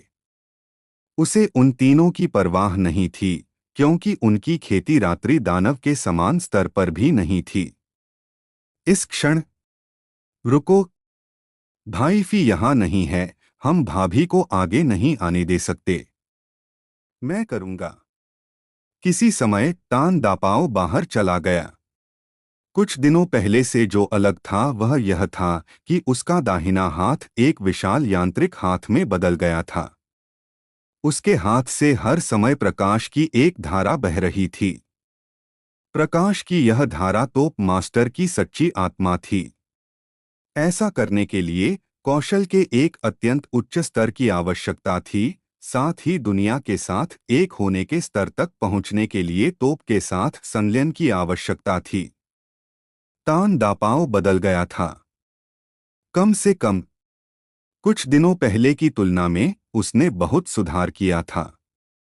मानव जाति, एक और मानव जाति है। यहाँ वास्तव में एक मानव जाति छिपी हुई है। 6 महान कुलों के लोग सभी बहुत नाखुश थे। रात्रि दानव ने अपनी आंखें थोड़ी ऊपर उठाईं और उसकी आंखों में एक ठंडी लाल रोशनी चमकी। उसने कहा, तुम भी। उसके चेहरे पर अभी भी एक ठंडा रूप था। यह बस इतना था कि जब तान दापाओ बाहर आया तो उसके शरीर पर की आभा ठंडी हो गई और उसकी मारने की इच्छा मजबूत हो गई। तान दापाओ 3 कदमों में मंच पर कूद गया और तिरस्कार पूर्वक कहा, क्या अहंकारी लहजा है, उन तीनों के लिए लड़ने की कोई जरूरत नहीं है, मैं अकेला ही काफी हूं। इसके बाद तान दापाओ ने बड़ी बहन से धीमी आवाज में कहा, भाई फी ने कहा कि आप बाद में लड़े, वह जल्द ही वापस आ जाएगा। तीनों बहनें गुप्त रूप से चौंक गईं। वह अंधेरी घाटी का नंबर 1 योद्धा है, तुम उसके मुकाबले के नहीं हो। तान दापाओ ने अपनी नाक की हड्डी को रगड़ा और कहा, अगर मैं अपनी भाभी की भी रक्षा नहीं कर सकता तो मेरे पास भाई फी के साथ रहने की योग्यता नहीं है। तुम लोग पहले नीचे जाओ, मैं खुद इसका ख्याल रखूंगा। समय बर्बाद करना बंद करो। इससे कोई फर्क नहीं पड़ता कि तुम लोग एक साथ आते हो या एक एक करके। संक्षेप में, तुम लोग आज हार जाओगे। रात्रि दानव, उनसे बकवास मत करो। जैसे ही उसने समाप्त किया, रात्रि दानव की आंखें थोड़ी हिल गईं और उसने एक कदम आगे बढ़ाया। तान दापाओ भी भौंचक्का रह गया और जल्दी से आगे बढ़ा। उसका बायां हाथ हिला और वह मुस्कुराया, पहले मेरे द्वारा विकसित किए गए कोहरे बम का स्वाद चखो। धड़ाम धड़ाम, कोहरा बम फट गया। कोहरा आसमान में भर गया। एक पल में पूरा अखाड़ा घने कोहरे में बदल गया, जैसे कि रात हो और कोई अपनी उंगलियों को अपने सामने न देख सके। तान दापाओ हंसा, लगता है कि निचले विमानों में चीजें भी उपयोगी हैं। परंतु इससे पहले कि वह बोलना समाप्त करता, कोहरे से एक हथेली बाहर निकली, सीधे तान दापाओ के भागने के सभी रास्तों को रोक दिया। कोहरा लुढ़का। भारी कुचलना। तान दापाओ की आंखें थोड़ी संकरी हो गईं। धत। उसका दाहिना हाथ जमीन को देखा और अचानक नीचे हथौड़ा मारा। धड़ाम। जमीन हिल गई और उसके हाथ पर एक तंत्र भी फट गया। यांत्रिक हाथ भी एक हथेली में बदल गया और भारी रूप से आगे मारा। तान दापाओ ने उत्साह से कहा, अपने पिता की यांत्रिक शक्ति को देखो। धड़ाम, दोनों हथेलियां टकरा गईं। तान दापाओ बिल्कुल भी प्रतिक्रिया नहीं कर सका और सीधे उड़ गया। उसके यांत्रिक हाथ के पुर्जे जमीन पर बिखर गए। धत! तान दापाओ की आंखों में भी गुस्सा भर गया। वह हवा में एक पल के लिए रुक गया, फिर से आगे बढ़ा, फिर से। यह समय पिछली बार से अलग था। उसकी हथेली पर एक छेद दिखाई दिया और इससे पहले कि दोनों हथेलियां जुड़ पातीं, एक शॉकवेव मिसाइल बाहर निकली। परंतु फिर भी रात्रि दानव ने अपनी हथेली से भारी रूप से मारा। गड़गड़ाहट, धड़ाम। एक जोरदार आवाज के साथ रात्रि दानव ने आधा कदम पीछे लिया। उसकी आंखें भी मुड़ गईं और तान दापाओ के बाहर उड़ने का इंतजार किए बिना उसने उसके यांत्रिक हाथ को पकड़ा और उसे पीछे की ओर फेंक दिया। धड़ाम! उसका शरीर भारी रूप से जमीन पर गिर गया। तान दापाओ दर्द से कराहते हुए जमीन पर लगभग गिर गया। धिक्कार है। क्या यह बहुत ज्यादा भयंकर नहीं है? यह भी इसी समय था। यह अज्ञात था कि आर्यन कब बाहर चला गया था, लेकिन उसने उदासीनता से कहा, तुम्हारे युद्ध सूट को सक्रिय करने का समय आ गया है। आप लोगों को यह स्टोरी कैसी लग रही है, कमेंट करके जरूर बताएं। और बने रहे आप अपने जीवपति त्रिपाठी जी के साथ। धन्यवाद मित्रों। एपिसोड 2857। एक भयानक सन्नाटा हर तरफ फैल गया। निशाचर दानव नाइट डीमन की शक्ति असीमित थी। निशाचर घाटी नाइट वैली के नंबर 1 योद्धा होने का उसका गौरव सिर्फ दिखावा नहीं था। उसके सामने टैन दपाओ को पूरी तरह से हार का सामना करना पड़ा था। उसके पास लड़ने के लिए कोई शक्ति नहीं बची थी। लेकिन टैन दपाओ ने हार नहीं मानी थी। पिछले 3 दिनों में उसने केवल अपने भाले को ही नहीं बल्कि अपनी साधना को भी विकसित किया था। और सबसे महत्वपूर्ण बात, आर्यन लॉन्ग एफीआई ने कुछ समय पहले उसे एक विशेष चीज दी थी, एक युद्ध कवच। जैसे ही आर्यन की आवाज गूंजी, टैन दपाओ के चेहरे पर एक मुस्कान आ गई और वह चिल्लाया, समझ गया। वह बहुत उत्साहित था। यांत्रिक कवच उसकी सबसे पसंदीदा चीज थी। उसका शरीर उछला और वह अखाड़े के दूसरी तरफ जा गिरा। निशाचर दानव की आभा थोड़ी हिल गई। हम्म! अखाड़े का घना धुआं छंट गया और चारों ओर स्पष्टता फैल गई। निशाचर दानव ने अखाड़े के कोने में खड़े टैन दपाओ को ठंडी नजरों से देखा, फिर दूर खड़े आर्यन पर अपनी नजर डाली। उसकी आंखों में दुश्मनी की लहरें हल्की सी हिल गईं। सूट! उसका शरीर गायब हो गया। बहुत तेज आर्यन लॉन्ग एफीआई अंदर ही अंदर चौंक गया। वह निशाचर दानव को देख नहीं पा रहा था। वह पलक झपकते ही गायब हो गया था। उसका दिल जोर से धड़कने लगा और वह चिंतित हो उठा। उसे नहीं पता था कि टैन दपाओ इस हमले को झेल पाएगा या नहीं। जब टैन दपाओ ने निशाचर दानव को गायब होते देखा तो उसकी भौहें तन गईं। वह पहले थोड़ा दिखावा करना चाहता था, लेकिन अब उसने अपनी सतर्कता नहीं छोड़ी। उसने अपने दिमाग में सोचा, हम्म! चटक! धड़ाम धड़ाम धड़ाम! यांत्रिक धातुओं के टकराने की आवाजें गूंजने लगीं। उसका शरीर एक मोटे कवच से ढक गया था। यह दृश्य किसी रोबोट के बदलने जैसा लग रहा था। यह वाकई प्रभावशाली था। उसके हाथ, पैर, छाती और सिर भी युद्ध कवच से ढके हुए थे। उसकी छाती बहुत भारी थी। यह एक विशाल गोल ढाल जैसी चीज थी।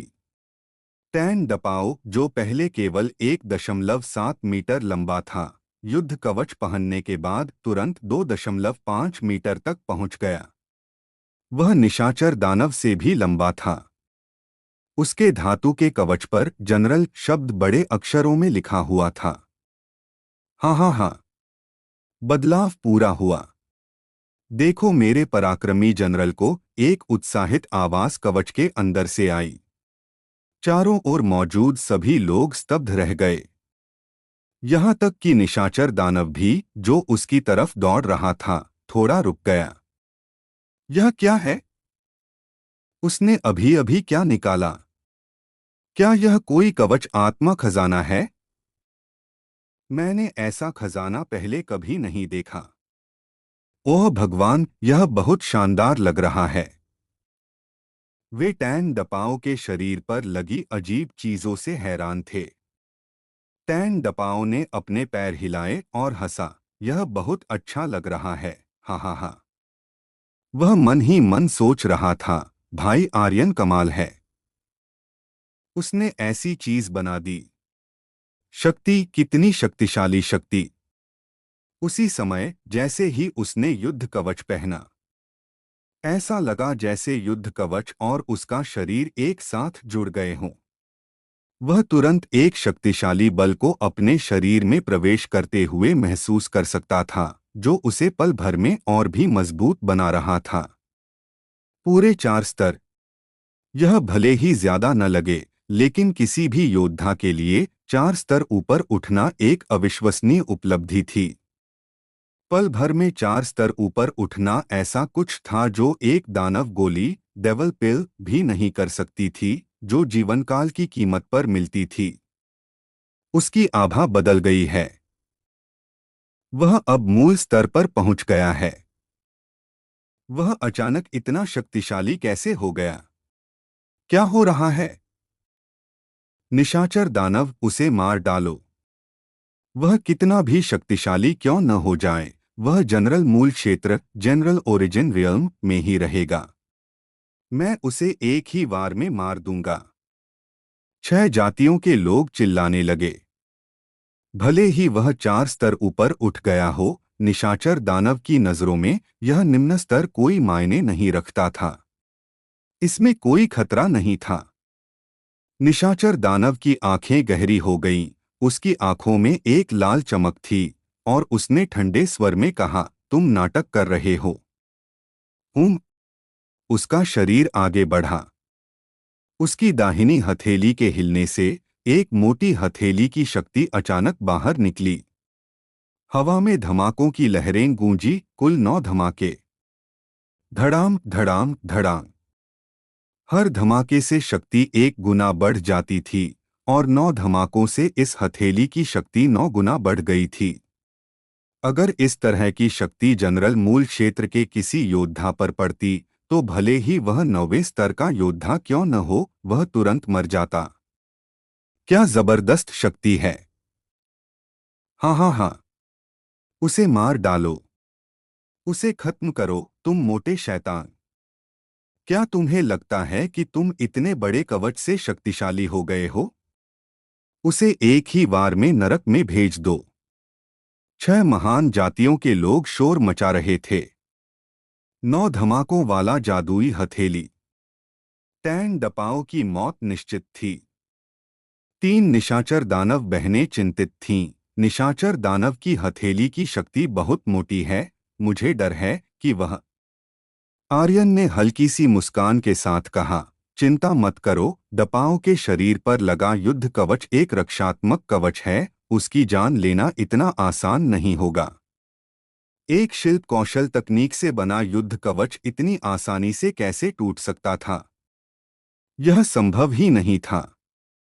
आर्यन भी जानता था कि टैन डपाओ निशाचर दानव का मुकाबला नहीं कर सकता, लेकिन यह भी संभव नहीं था कि निशाचर दानव टैन डपाओ को एक ही वार में मार डाले। टैन डपाओ का शरीर थोड़ा झुक गया, लेकिन वह हिला नहीं। उसका शरीर थोड़ा आगे की ओर झुका हुआ था। उसकी दाहिनी भुजा में लगी बंदूक तेजी से चल रही थी। निशाचर दानव को अपनी तरफ आते हुए देखकर वह अचानक दहाड़ा, आओ! धड़ाम। एक हथेली टैन डपाओ की छाती पर लगे जनरल शब्द पर पड़ी। उसका गोल पेट थोड़ा अंदर दब गया, और युद्ध कवच से एक के बाद एक चरमराहट की आवाजें आईं। टैन डपाओ का शरीर भी थोड़ा नीचे झुक गया। धिक्कार है, यह वाकई बहुत शक्तिशाली है। अगर मेरे पास युद्ध कवच नहीं होता तो मैं सचमुच मर जाता।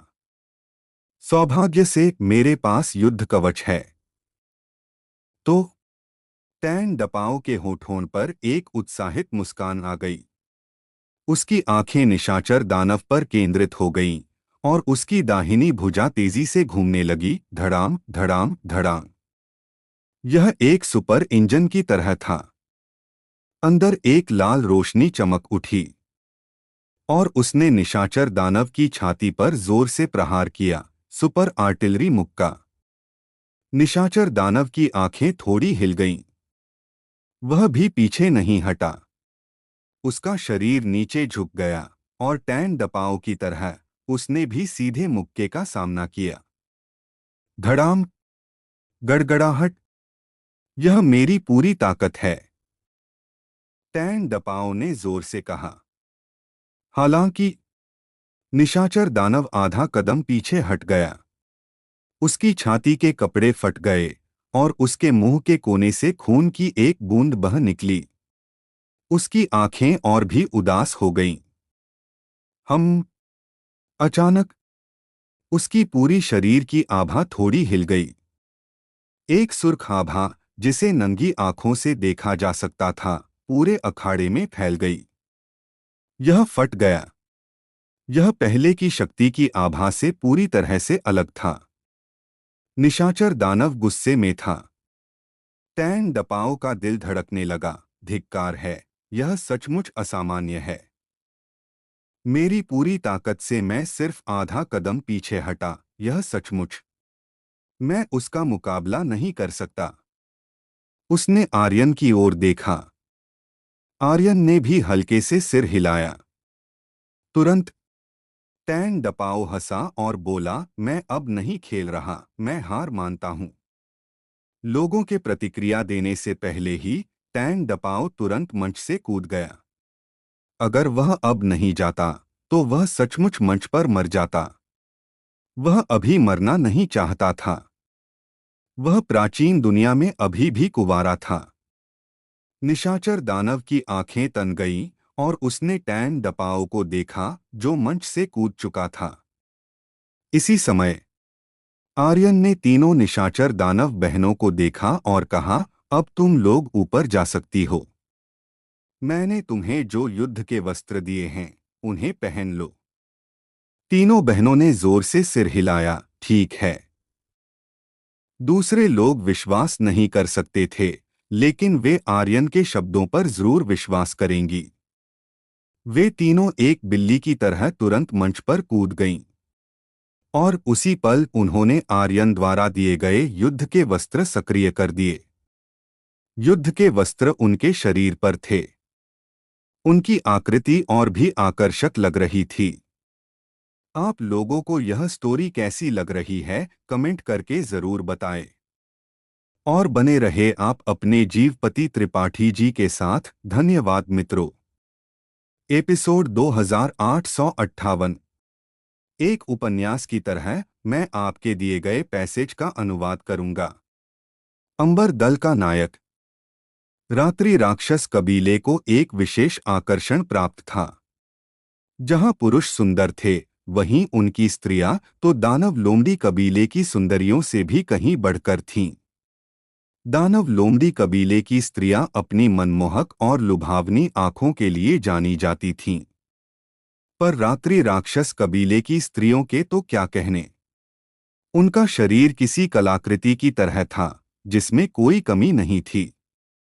उस युद्ध में जब उन्होंने बिल्लिमहिला जैसे युद्ध पोशाक पहने तो उनका रूप और भी निखर आया। जो भी उन्हें देखता, उसकी आंखें उन पर ही टिक जातीं। वहां उपस्थित 6 कबीलों और भूमिगत महल के योद्धाओं की भी यही हालत थी। यहाँ तक कि रात्रि राक्षस भी, जिसे स्त्रियों में कोई रुचि नहीं थी, उन तीनों बहनों को देखकर दंग रह गया। आर्यन मन ही मन खुशी से झूम उठा। उसने सोचा, 3 दिनों की मेहनत बेकार नहीं गई। भले ही यह पूर्ण न हो, पर इसका परिणाम वही है जो मैं चाहता था। उसने तीनों बहनों की ओर देखते हुए कहा। तीनों बहनें, उनकी पतली कमर, बस बहुत हो गया। वे केवल सुंदर ही नहीं दिख रही थीं, बल्कि उन बिल्लीमिला पोशाकों का प्रभाव कहीं अधिक था। उन्होंने क्या पहना है? वे कितनी सुंदर हैं!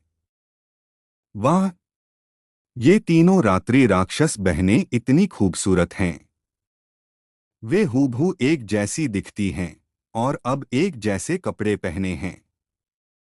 मैं उनसे अपनी नजरें नहीं हटा पा रहा। कितने ही पुरुषों ने अपनी लार निगल ली। वे सब उन पर मोहित हो चुके थे। तीनों बहनें भी थोड़ी हैरान थीं। बहन, वे सब हमें ही देख रहे हैं। यह युद्ध पोशाक बहुत सुंदर है। मुझे बहुत पसंद है। क्या रात्रिराज स्वामी ने हमारे लिए 3 दिनों तक जागकर यह पोशाक बनाई है? मैं बहुत भावुक हो रही हूं। मेरा दिल पिघल रहा है। तीनों बहनें खुशी से झूम उठीं। आर्यन ने जो कुछ उन्हें दिया था वह सीधे उनके दिल को छू गया था। बड़ी बहन ने थोड़ा आश्चर्य से कहा, पहले हम रात्रि राक्षस को हराते हैं। हाँ, अगर हम रात्रि राक्षस को हरा दें तो मैं आज रात रात्रिराज स्वामी को इनाम दूंगी। छोटी बहन हंसी और फिर अचानक गंभीर हो गई। उसने रात्रि राक्षस को घूरते हुए कहा, भाई रात्रि राक्षस, हम तीनों यहाँ हैं। रात्रि राक्षस का भाव बदल गया और उसने ठंडे स्वर में कहा, लड़ो। उसने तीनों बहनों के कारण अपनी हिंसक शक्ति कम नहीं की, बल्कि उसे और भी बढ़ा दिया। उसके जीवन के दुश्मन मानव थे। वह नहीं चाहता था कि उसकी घाटी पर किसी मानव का राज हो। इसके अलावा उसने 6 कबीलों से वादा भी किया था। 6 महान कबीलों के बड़े ने भी गंभीरता से कहा, रात्रि राक्षस, इन सबको हवा में उड़ा दो।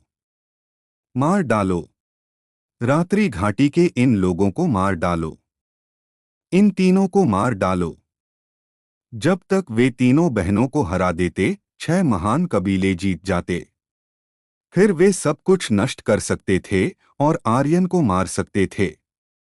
इस तरह रात्रि घाटी पर 6 कबीलों का नियंत्रण हो जाता।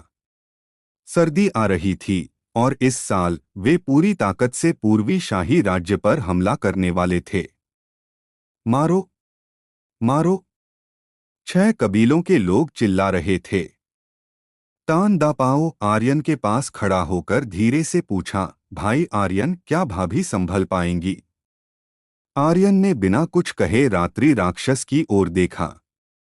उसे यकीन नहीं था, लेकिन उसे तीनों बहनों की ताकत पर विश्वास था। Boom, boom, boom! तीनों ने मिलकर रात्रि राक्षस को घेर लिया। कितनी फुर्ती आ गई है!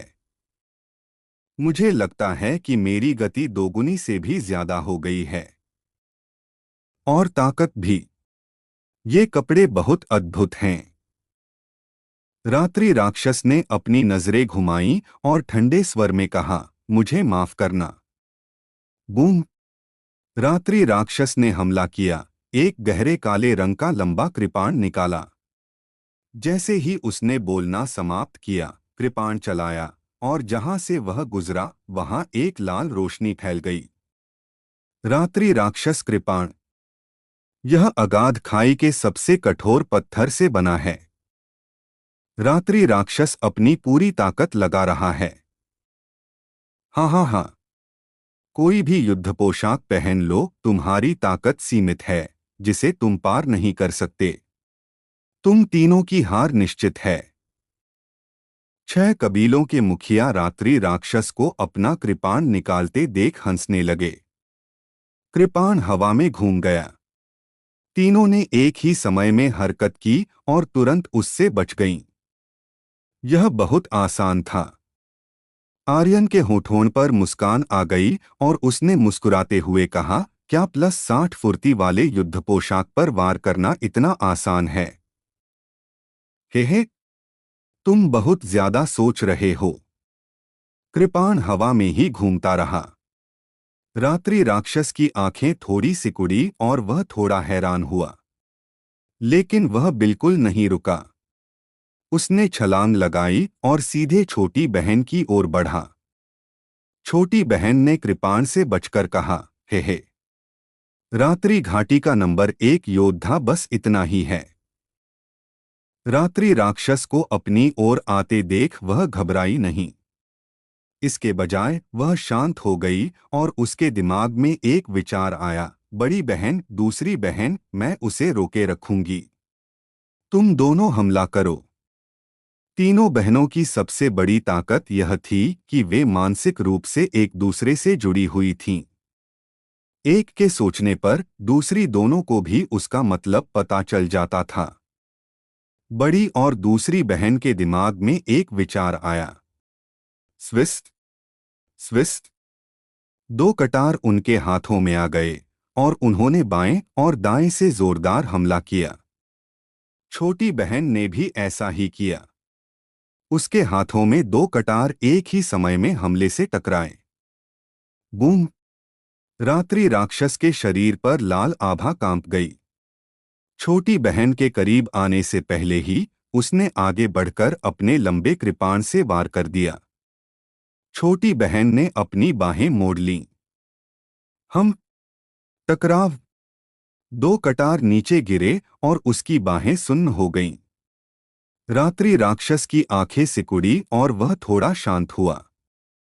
छोटी बहन जमीन पर लुढ़की, जमीन पर पड़ी कटार उठाई और रात्रि राक्षस के पैरों पर हमला किया। उसी समय बाकी दोनों बहनों ने भी हमला किया। रात्रि राक्षस, तुम क्या कर रहे हो? जानबूझकर उन्हें जीतने दे रहे हो? क्या तुम अपने भाई की जान नहीं चाहते? मेरे लिए इन तीनों को मार डालो। यह स्पष्ट था कि रात्रि राक्षस ने अभी अपनी ताकत को रोका था, नहीं तो छोटी बहन की बाहें कट जातीं। आर्यन की नजरें भी तनाव में थीं। अभी अभी उसका दिल उसके गले में आ गया था। रात्रि राक्षस की आंखें कांप उठीं। उसके बाएं और दाएं दोनों ने पहले ही हमला कर दिया था। उसके शरीर पर घनी आभा सीधे एक दबाव में बदल गई। दबाव एक जंगली जानवर की तरह था जो दहाड़ रहा था। दहाड़, दहाड़। वे तीनों की ओर झपटे। तोड़ दो! सबसे बड़ी बहन की आवाज गंभीर हो गई क्योंकि उसके हाथ में कटार हवा में उड़ गई। उसी समय दूसरी और तीसरी बहन भी ऐसा ही करती हैं। उनके कटार पर तोड़ दो शब्द ने दबाव को तोड़ दिया। वे तीनों तीन दिशाओं में बंटीं और रात्रि राक्षस के पास पहुंचीं। रात्रि राक्षस के माथे में एक दरार आ गई। उसके शरीर के अंदर से लगातार विस्फोटक आवाजें आ रही थीं। शक्ति एक बार फिर से फट गई। दहाड़ो! भयंकर जानवर दहाड़ा। रात्रि राक्षस की सबसे बड़ी बहन का भाव एक बार फिर बदल गया। युद्ध पोशाक की शक्ति खोलो, खोलो, खोलो! तीनों ने एक ही समय में बोला। युद्ध पोशाक में शक्ति अपनी चरम सीमा पर पहुंच गई और उनकी अपनी ताकत अचानक 10 गुना बढ़ गई। Bang, bang, bang! तीनों की आभाएं जल्दी से एक जाल में जुड़ गईं, जिससे एक बड़ा दबाव बन गया जो नीचे की ओर दब गया, सीधे रात्रि राक्षस के शरीर से निकली हुई शक्ति को कुचल दिया। वे तीनों एक ही समय में नीचे उतरीं। रात्रि राक्षस की गर्दन पर एक बर्फीली कटार उसकी मुख्य धमनी पर टिक गई। एक कटार दिल में नहीं घुसी थी। दो कटार उसके पैरों की एड़ियों की नसें नहीं काट पाए। अगर उन सभी को काट दिया जाता तो रात्रि राक्षस मर भले ही न जाता, पर वह अपाहिज हो जाता। तुम हार गए। यह सब आंखों के झपकते ही हो गया। सब लोग दंग रह गए। आप लोगों को यह स्टोरी कैसी लग रही है, कमेंट करके जरूर बताएं। और बने रहे आप अपने जीवपति त्रिपाठी जी के साथ। धन्यवाद मित्रों। आप लोगों को यह स्टोरी कैसी लग रही है, कमेंट करके जरूर बताएं। और बने रहे आप अपने जीवपति त्रिपाठी जी के साथ। धन्यवाद मित्रों। एपिसोड 2859। आपने मुझसे जो पैसेज साझा किया है उसका अनुवाद मैंने नीचे उपन्यास के रूप में किया है, जिसमें आपने जिन चीनी नामों और शब्दों का हिंदी अनुवाद दिया है उनका भी मैंने उपयोग किया है। नीलनाग युद्ध कवच। उसने कभी हार नहीं मानी थी। रात्रि घाटी का नंबर 1 योद्धा, जिसके मुख से हार शब्द कभी नहीं निकला था। लेकिन अभी अभी उसने हार स्वीकार कर ली थी। पूरा अखाड़ा सन्नाटे में डूबा हुआ था। दूसरी तरफ तीनों बहनें खुशी से उछल पड़ी। हाँ, हम जीत गए, हम जीत गए ही। रात्रिराज, हम जीत गए। वे तीनों किसी छोटे बच्चे की तरह खुश थीं। आर्यन ने भी राहत की सांस ली। बाल बाल बचे। असल में अगर रात्रि राक्षस उन्हें वह चाल चलने की अनुमति नहीं देता तो भले ही तीनों बहनों की ताकत 10 गुना बढ़ गई होती, वे रात्रि राक्षस का मुकाबला नहीं कर पाती। तीनों बहनों की लड़ाई एक विशेष व्यूह की तरह थी।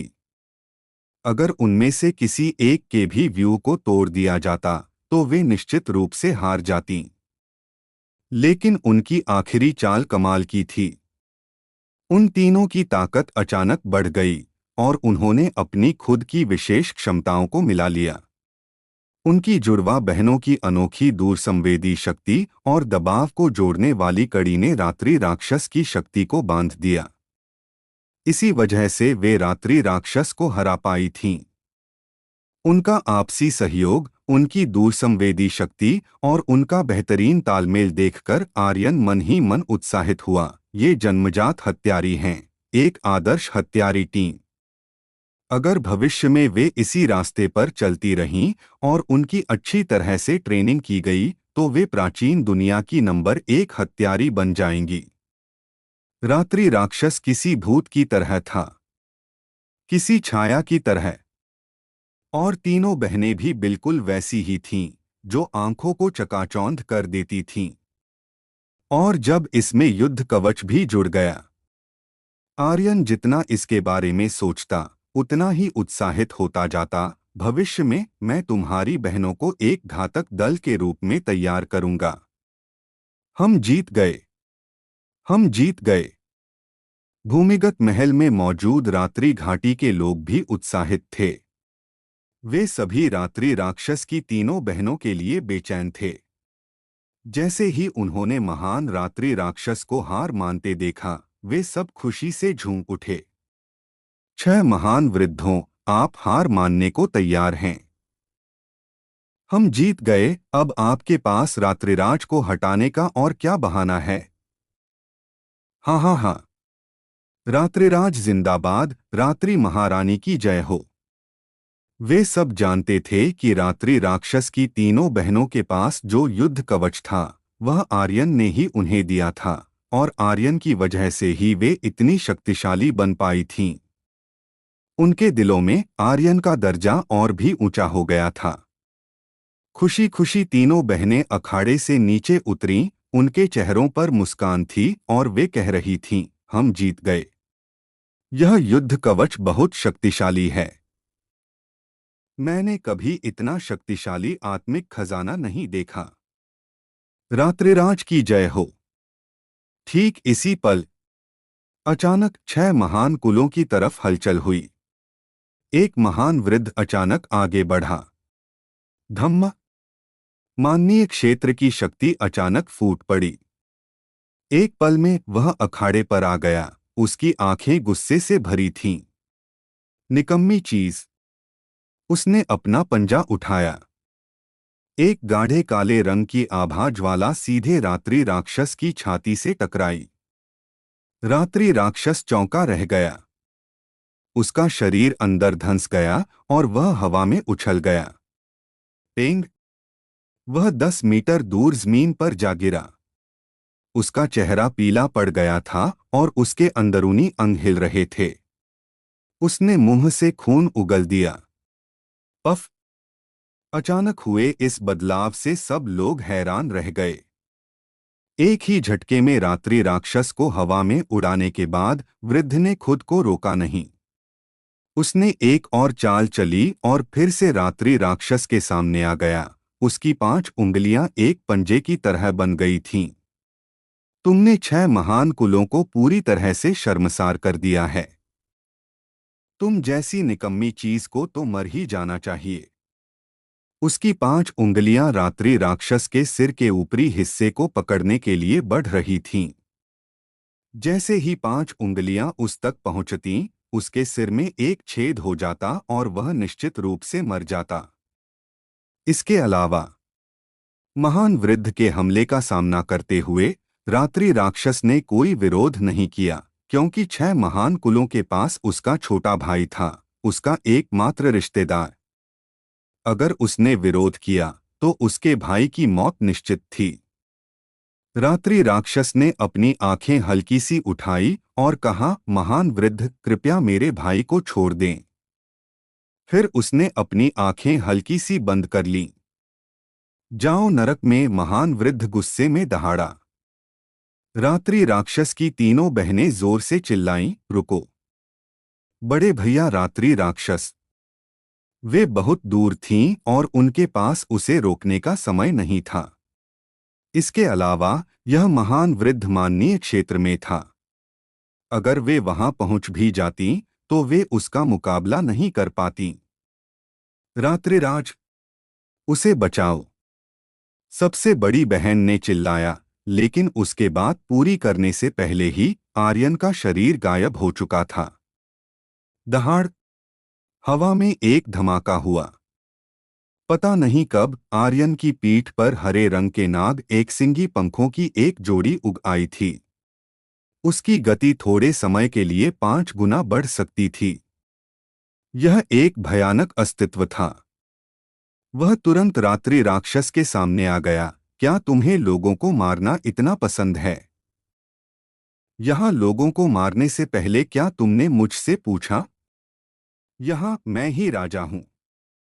भले ही रात्रि राक्षस की तीनों बहनों ने कुछ नहीं कहा होता, आर्यन उसकी मदद जरूर करता। क्योंकि रात्रि राक्षस ने दया दिखाई थी, आर्यन अपने दिल में उसका आभारी था। इसलिए जैसे ही महान कुल के वृद्ध ने हमला किया, वह चल पड़ा था। महान वृद्ध की आंखें ठंडी हो गईं, उसके होंठ थोड़े से मुड़े और उसने ठंडी मुस्कान के साथ कहा, एक बेकार इंसान मुझसे पहले राजा बनने की हिम्मत करता है। तुम खुद को क्या समझते हो? चूंकि तुमने बाहर आने की हिम्मत की है तो और भी अच्छा है। यह बूढ़ा तुम्हें यहीं पर अपाहिज कर देगा। उसकी आवाज धीमी थी। उसने अपना दायां हाथ पलटा और एक लंबी तलवार चल पड़ी। वह कई बार बदली। घून घून घून। आकाश तलवारों की आवाज से भर गया था और तलवारों की परछाइयों ने आर्यन को घेर लिया था। रात्रि राक्षस ने धीमी आवाज में कहा, जाओ, मुझे तुम्हारी परवाह नहीं है। उसकी आवाज थोड़ी ठंडी थी। आर्यन ने परवाह नहीं की। आकाश में तलवारों की परछाइयों को देखते हुए आसपास की माननीय क्षेत्र की शक्ति उस पर दबाव डाल रही थी। आर्यन की सांसें तेज हो गईं। इसे मार डालो। हाँ हाँ हाँ। तुम जैसा बेकार इंसान रात्रि घाटी का राजा बनने की हिम्मत करता है। तुम पेशाब करके खुद को क्यों नहीं देखते? क्या तुम सेनापति क्षेत्र के बेकार इंसान इसके लायक हो? जाओ नरक में। क्या तुम रात्रि घाटी के राजा नहीं हो? हमें 6 महान कुलों को अपनी ताकत देखने दो। बिल्कुल, हमें अपनी ताकत देखने दो। 6 कुलों के लोग हल्ला मचा रहे थे। वे आर्यन का बहुत अनादर कर रहे थे। न केवल इसलिए कि वह एक इंसान था, बल्कि इसलिए भी कि वह सेनापति क्षेत्र का बेकार इंसान था। इस तरह की साधना को एक गुरु भी नहीं माना जा सकता था और वह जनता को बिल्कुल भी यकीन नहीं दिला सकता था। भैया फी तान दापाओं ने अपना युद्ध कवच फिर से सक्रिय किया और अखाड़े की ओर भागा। तीनों बहनों ने भी ऐसा ही किया। और वे तेजी से आर्यन की ओर भागीं। आर्यन की आंखें गहरी हो गईं और उसने धीरे से कहा, यहाँ मत आओ। महान वृद्ध के होंठ मुड़े और उसने ताना मारा, अगर तुम यहाँ आए तो मर जाओगे। क्या तुम्हें लगता है कि तुम इसे हासिल कर सकते हो? रात्रि घाटी के राजा? हाँ हाँ हाँ। चूंकि तुम रात्रि घाटी के राजा हो तो मुझे तुम्हारी ताकत देखने दो। बेकार। धड़ाम। जैसे ही शब्द गिरे, महान वृद्ध की आंखें तेज हो गईं। उसके शरीर पर तलवार की भावना एक उग्र ज्वार की तरह थी और उसने गहरी आवाज में कहा, 1000 पंख छायाहीन तलवार, मर जाओ। छाया हिल गई। तलवार की परछाई जिसने आर्यन को घेर रखा था, अचानक हजारों पंखों की तरह आर्यन की ओर बढ़ी। भैया फी। रात्रिराज। रात्रिराज। एक पल में उसकी जान खतरे में पड़ गई थी। आर्यन के पीछे मौजूद रात्रि राक्षस ने भी ताना मारा, यह निश्चित रूप से मर चुका है। 1000 पंख छायाहीन तलवार से कोई भी कभी नहीं बचा था। आर्यन मर चुका था। 6 कुलों के लोग सभी हंसे। रात्रिराज? हाँ हाँ हाँ। जल्द ही एक मृत राजा बन जाएगा। क्या मजाक है? क्या मजाक है? आर्यन की आंखें थोड़ी सी हिलीं। तुम्हें हंसना पसंद है तो मैं तुम्हें जितना चाहो उतना हंसने दूंगा। आवाज गिर गई। जिस क्षण 1000 पंख छायाहीन तलवार गिरी, आर्यन अचानक जोर से चिल्लाया, नीलनाग युद्ध कवच, मेरे लिए खुल जाओ। आप लोगों को यह स्टोरी कैसी लग रही है, कमेंट करके जरूर बताएं। और बने रहे आप अपने जीवपति त्रिपाठी जी के साथ। धन्यवाद मित्रों। एपिसोड 2860। आप जो कहानी सुनाना चाहते हैं उसके लिए धन्यवाद। मैंने आपके दिए गए सभी स्थायी अनुवादों का उपयोग किया है और इसे एक उपन्यास की तरह लिख रहा हूं। और किसे संदेह है, आर्यन की गरज पूरे दुष्ट नगर में गूंज उठी। एक जोरदार गर्जना हुई, जैसे किसी पहाड़ की चट्टानें टूट रही हों। यह गर्जना किसी साधारण प्राणी की नहीं, बल्कि एक डरावने, राजसी और प्राचीन नाग की थी। पूरी भूमिगत गुफा में मौजूद हर कोई इस भयानक आवाज से स्तब्ध रह गया। उनकी रगों में खून जम गया था और समय मानो थमसा गया था। अचानक आर्यन के शरीर पर नीले रंग की ऊर्जा की एक लहर लहराने लगी। उस ऊर्जा के भीतर नाग के शल्क जैसे पैटर्न चमकने लगे, एक दूसरे से जुड़ते हुए एक चमकदार कवच का रूप ले रहे थे। यह कोई साधारण कवच नहीं था, बल्कि नील नाग का युद्ध कवच था। जैसे ही नील नाग की शक्ति उस कवच में प्रवाहित हुई, एक अद्भुत ऊर्जा पैदा हुई। लेकिन इतना ही नहीं, इस कवच के साथ आर्यन ने अपनी इच्छा से पंखों का एक जोड़ा भी जोड़ा था, ठीक वैसे ही जैसे पंखों वाले अद्भुत कपड़े होते हैं। जैसे ही आर्यन ने अपनी शक्ति का विस्फोट किया, पूरा नील नाग का युद्धकवच पूरी तरह से प्रकट हो गया।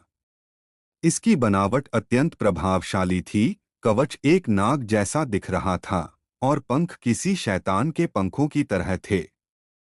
जब ये पंख फैले तो आर्यन का शरीर दोगुना बड़ा लगने लगा और वह अत्यंत शक्तिशाली और वीर दिखाई दे रहा था। धत, एक सैनिक ने मुंह से आवाज निकाली, यह तो कमाल है। यह कवच, वाह! मैंने आज तक इससे सुंदर कुछ नहीं देखा। यह किस तरह का खजाना है? इसमें पंख भी हैं। यह बहुत ही आकर्षक है। मैं अपने दिल को काबू नहीं कर पा रहा हूं। मैं इससे प्यार करने लगा हूं। भूमिगत महल में मौजूद लोग हों या 6 बड़े कबीलों के लोग, सभी आर्यन को देखकर चकित रह गए। नील नाग का युद्धकवच इतना शक्तिशाली था कि सभी की आंखें ईर्ष्या से भरी थीं। लेकिन महापुरोहित चांगदत्त की आंखें क्रोध से मुड़ गईं। उन्होंने चिल्लाते हुए कहा, सिर्फ दिखावा है, बेकार का दिखावा। इस दुनिया में जो चीज मायने रखती है वह है शक्ति, केवल शक्ति। यह कचरा है। क्या तुम समझते हो? मेरे लिए मर जाओ। हालांकि चांगदत्त के दिल में डर बैठ गया था, फिर भी आर्यन के इस शानदार प्रदर्शन को देखकर वह और भी नाराज हो गए। उन्होंने अपने मन में सोचा, और उनकी 1000 पंखों वाली छायाहीन तलवार की शक्ति और भी मजबूत हो गई, जो आर्यन की ओर तेजी से बढ़ी। आर्यन ने अपनी मुट्ठियां भींच लीं, नील नाग के युद्धकवच की शक्ति को महसूस करते हुए। उनके होठों पर एक मुस्कान आई, और उन्होंने धीरे से कहा, तुम सही हो। इस दुनिया में शक्ति ही सब कुछ है। शक्ति ही राजा है। तो मैं तुम्हें अपनी शक्ति का अनुभव कराऊंगा। एक गुनगुनाहट की आवाज आई, और आर्यन ने अपनी मुट्ठियां कसकर भींच लीं। युद्धकवच से एक और नाग की गर्जना निकली। आर्यन के मन में एक विचार आया, और उनकी सच्ची आध्यात्मिक ऊर्जा कवच में प्रवाहित हो गई। उसी पल एक नील नाग की छाया तुरंत बाहर निकली। गरज। वह छाया असीमित रूप से उग्र थी। देखते ही देखते भूमिगत महल में मौजूद सभी लोग हक्के बक्के रह गए। इससे पहले कि वे कुछ समझ पाते, नील नाग ने अपनी पूंछ घुमाई और महापुरोहित चांगदत्त द्वारा छोड़ी गई 1000 पंखों वाली छायाहीन तलवार की इच्छा शक्ति को तुरंत चकनाचूर कर दिया। वह शक्ति एक पतले शीशे की तरह टूट गई, और उसका एक भी अंश आर्यन को चोट नहीं पहुंचा पाया। उसी समय नील नाग हवा में पलट गया। गरज। उसने अपनी भयंकर आंखों से चांगदत्त को घूरा और अपना खूनी मुंह खोल दिया। गरज। चांगदत्त का चेहरा तुरंत पीला पड़ गया, और उनका शरीर अनियंत्रित रूप से कांपने लगा। उनके शरीर की सारी शक्ति कुचल गई, और वह लड़खड़ाते हुए पीछे हट गए। नहीं, नहीं, नहीं, नहीं, मत आओ, मत आओ। आह! वह जमीन पर गिर गए। उनका चेहरा कागज की तरह सफेद था, और उनके पाजामे गीले हो गए थे। वह इतने डर गए थे कि डर के मारे उन्होंने अपने कपड़े गीले कर लिए। मुझे मत मारो, मत। नीलनाग ने उन्हें कुचल दिया। उसके पंजे बेरहमी से नीचे दबाए। उसने चांगदत्त को सीधे जमीन पर दबा दिया। नीलनाग उन्हें गुस्से से घूर रहा था। अगर चांगदत्त की खेती बहुत ऊंची नहीं होती, तो कोई भी साधारण व्यक्ति डर के मारे मर जाता। वह भयानक दबाव, इतनी करीब से महसूस किया गया दबाव, कोई भी बर्दाश्त नहीं कर सकता था। नाग इस दुनिया के सबसे शक्तिशाली प्राणियों में से थे। नाग की शक्ति असाधारण रूप से मजबूत थी, और मन पर इसका दबाव अद्वितीय था। पूरे दर्शकों को सन्न कर दिया गया। वे सन्नाटे में थे। किसी की सांस लेने की भी हिम्मत नहीं हुई। वे सभी नील नाग की छाया को घूर रहे थे। हर किसी की आंखें कांप रही थीं, और यहाँ तक कि सैकड़ों मीटर दूर होने के बावजूद उनके मन इसे सहन करने में असमर्थ थे। यह प्रभाव बहुत शक्तिशाली था। आर्यन धीरे धीरे चांगदत्त की ओर चले गए और ठंडे स्वर में कहा, कचरा कौन है?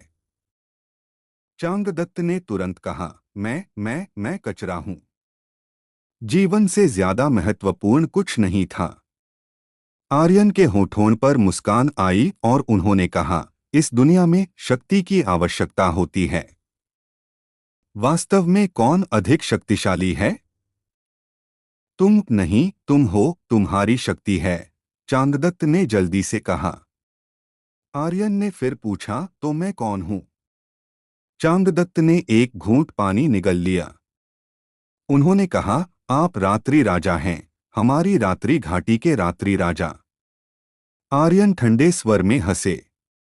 उन्होंने अपनी नजर ऊपर उठाई और 6 बड़े कबीलों की ओर देखा, एक राजा की तरह। उन्होंने कहा, अब किसे संदेह है?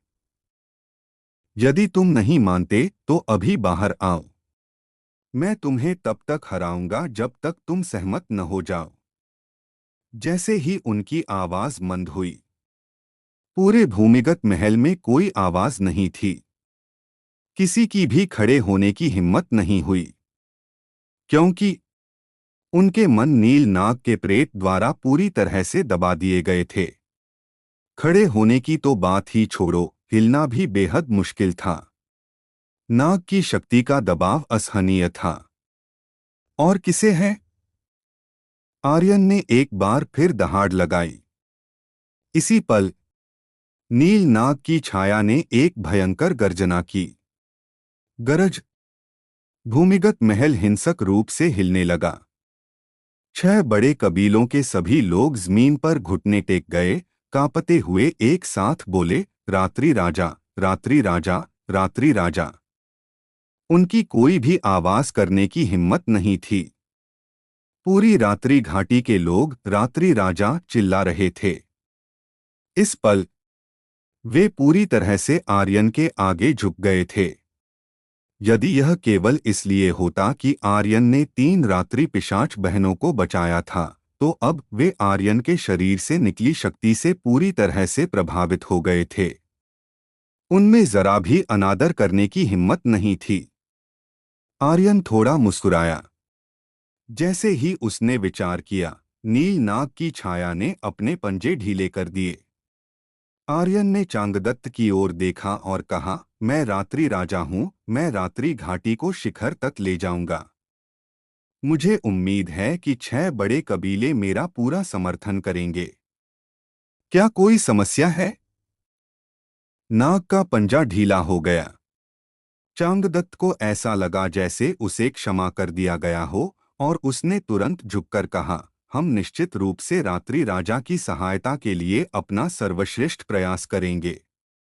6 बड़े कबीलों के लोगों ने भी उसी समय कहा, हम निश्चित रूप से रात्रि राजा की सहायता के लिए अपना सर्वश्रेष्ठ प्रयास करेंगे और पश्चिमी क्षेत्रों के राजा बनेंगे। पश्चिमी क्षेत्रों के राजा। पश्चिमी क्षेत्रों के राजा। पश्चिमी क्षेत्र विशाल और असीमित था। यदि वह पश्चिमी क्षेत्रों का राजा बन जाता, तो उसे निश्चित रूप से आदिम दुनिया में एक छोटा अधिपति माना जाता। आर्यन रात्रि पिशाच के सामने गया और अपना हाथ बढ़ाया। रात्रि पिशाच ने आर्यन पर एक नजर डाली, लेकिन आर्यन का हाथ नहीं पकड़ा। इसके बजाय वह जमीन से ऊपर उठी और ठंडे स्वर में कहा, हालांकि तुम रात्रि राजा हो, मुझे अभी भी इंसानों से नफरत है। तुमने मुझे बचाया, मैं तुम्हारा जीवन का ऋणी हूं, लेकिन मैं कभी किसी इंसान के साथ नहीं लड़ूंगा। उसने बात खत्म की। रात्रि पिशाच ने दर्द सहन किया और मंच से नीचे चला गया। रात्रि पिशाच, तुम क्या करने की कोशिश कर रहे हो? रात्रि राजा का ऐसा अनादर, तुम। कुछ बड़ों ने उसे फटकारना शुरू कर दिया। लेकिन आर्यन ने कुछ नहीं कहा। इसके बजाय उसने इस बड़े आदमी की प्रशंसा की। हर किसी के अपने सिद्धांत होते थे। आर्यन ने जोर नहीं दिया। हालांकि वह जानता था कि वह निश्चित रूप से रात्रि पिशाच को बदल देगा। वह ऐसे शक्तिशाली व्यक्ति को कैसे जाने दे सकता था? अखाड़े की प्रतियोगिता समाप्त होने के बाद आर्यन जल्दी से अपने कमरे में लौट आया। जैसे ही उसने दरवाजा बंद किया, धड़ाम धड़ाम। आप लोगों को यह स्टोरी कैसी लग रही है, कमेंट करके जरूर बताएं। और बने रहे आप अपने जीवपति त्रिपाठी जी के साथ। धन्यवाद मित्रों। हेलो दोस्तों, आप लोगों का स्वागत है हमारे channel story by DK FM और स्टोरी बाय डीके एफएम 2.0 पर। दोस्तों, अगर हमारे चैनल पर नए हो तो सब्सक्राइब कर लो हमारे channel story by DK FM और स्टोरी बाय डीके एफएम 2.0 को, और वीडियो पर लाइक और कमेंट भी कर दिया करो, ताकि हमें पता चल सके कि आप लोगों को ये स्टोरी के साथ लग रहा है। स्पिरिट वर्ल्ड और सुपर योद्धा ध्रुव रिटर्न के असली एपिसोड आपके YouTube channel story bye DKFM, जिसमें लगभग 11,000 सब्सक्राइबर हैं, और YouTube channel story bye DKFM 2.0 और Telegram channel Dhruv return season 4 story by DKFM पर अपलोड होते हैं। अगर आप लोग दूसरे चैनलों पर एपिसोड सुन रहे हो तो उस चैनलों को अनसब्सक्राइब कर दो और मेरे channel YouTube channel story bye DKFM जिसमें लगभग 11,000 सब्सक्राइबर हैं और YouTube channel story bye DKFM 2.0 और Telegram channel Dhruv return season 4 story by DKFM से जुड़ने की कोशिश करो ताकि आप ओरिजिनल एपिसोड और सबसे पहले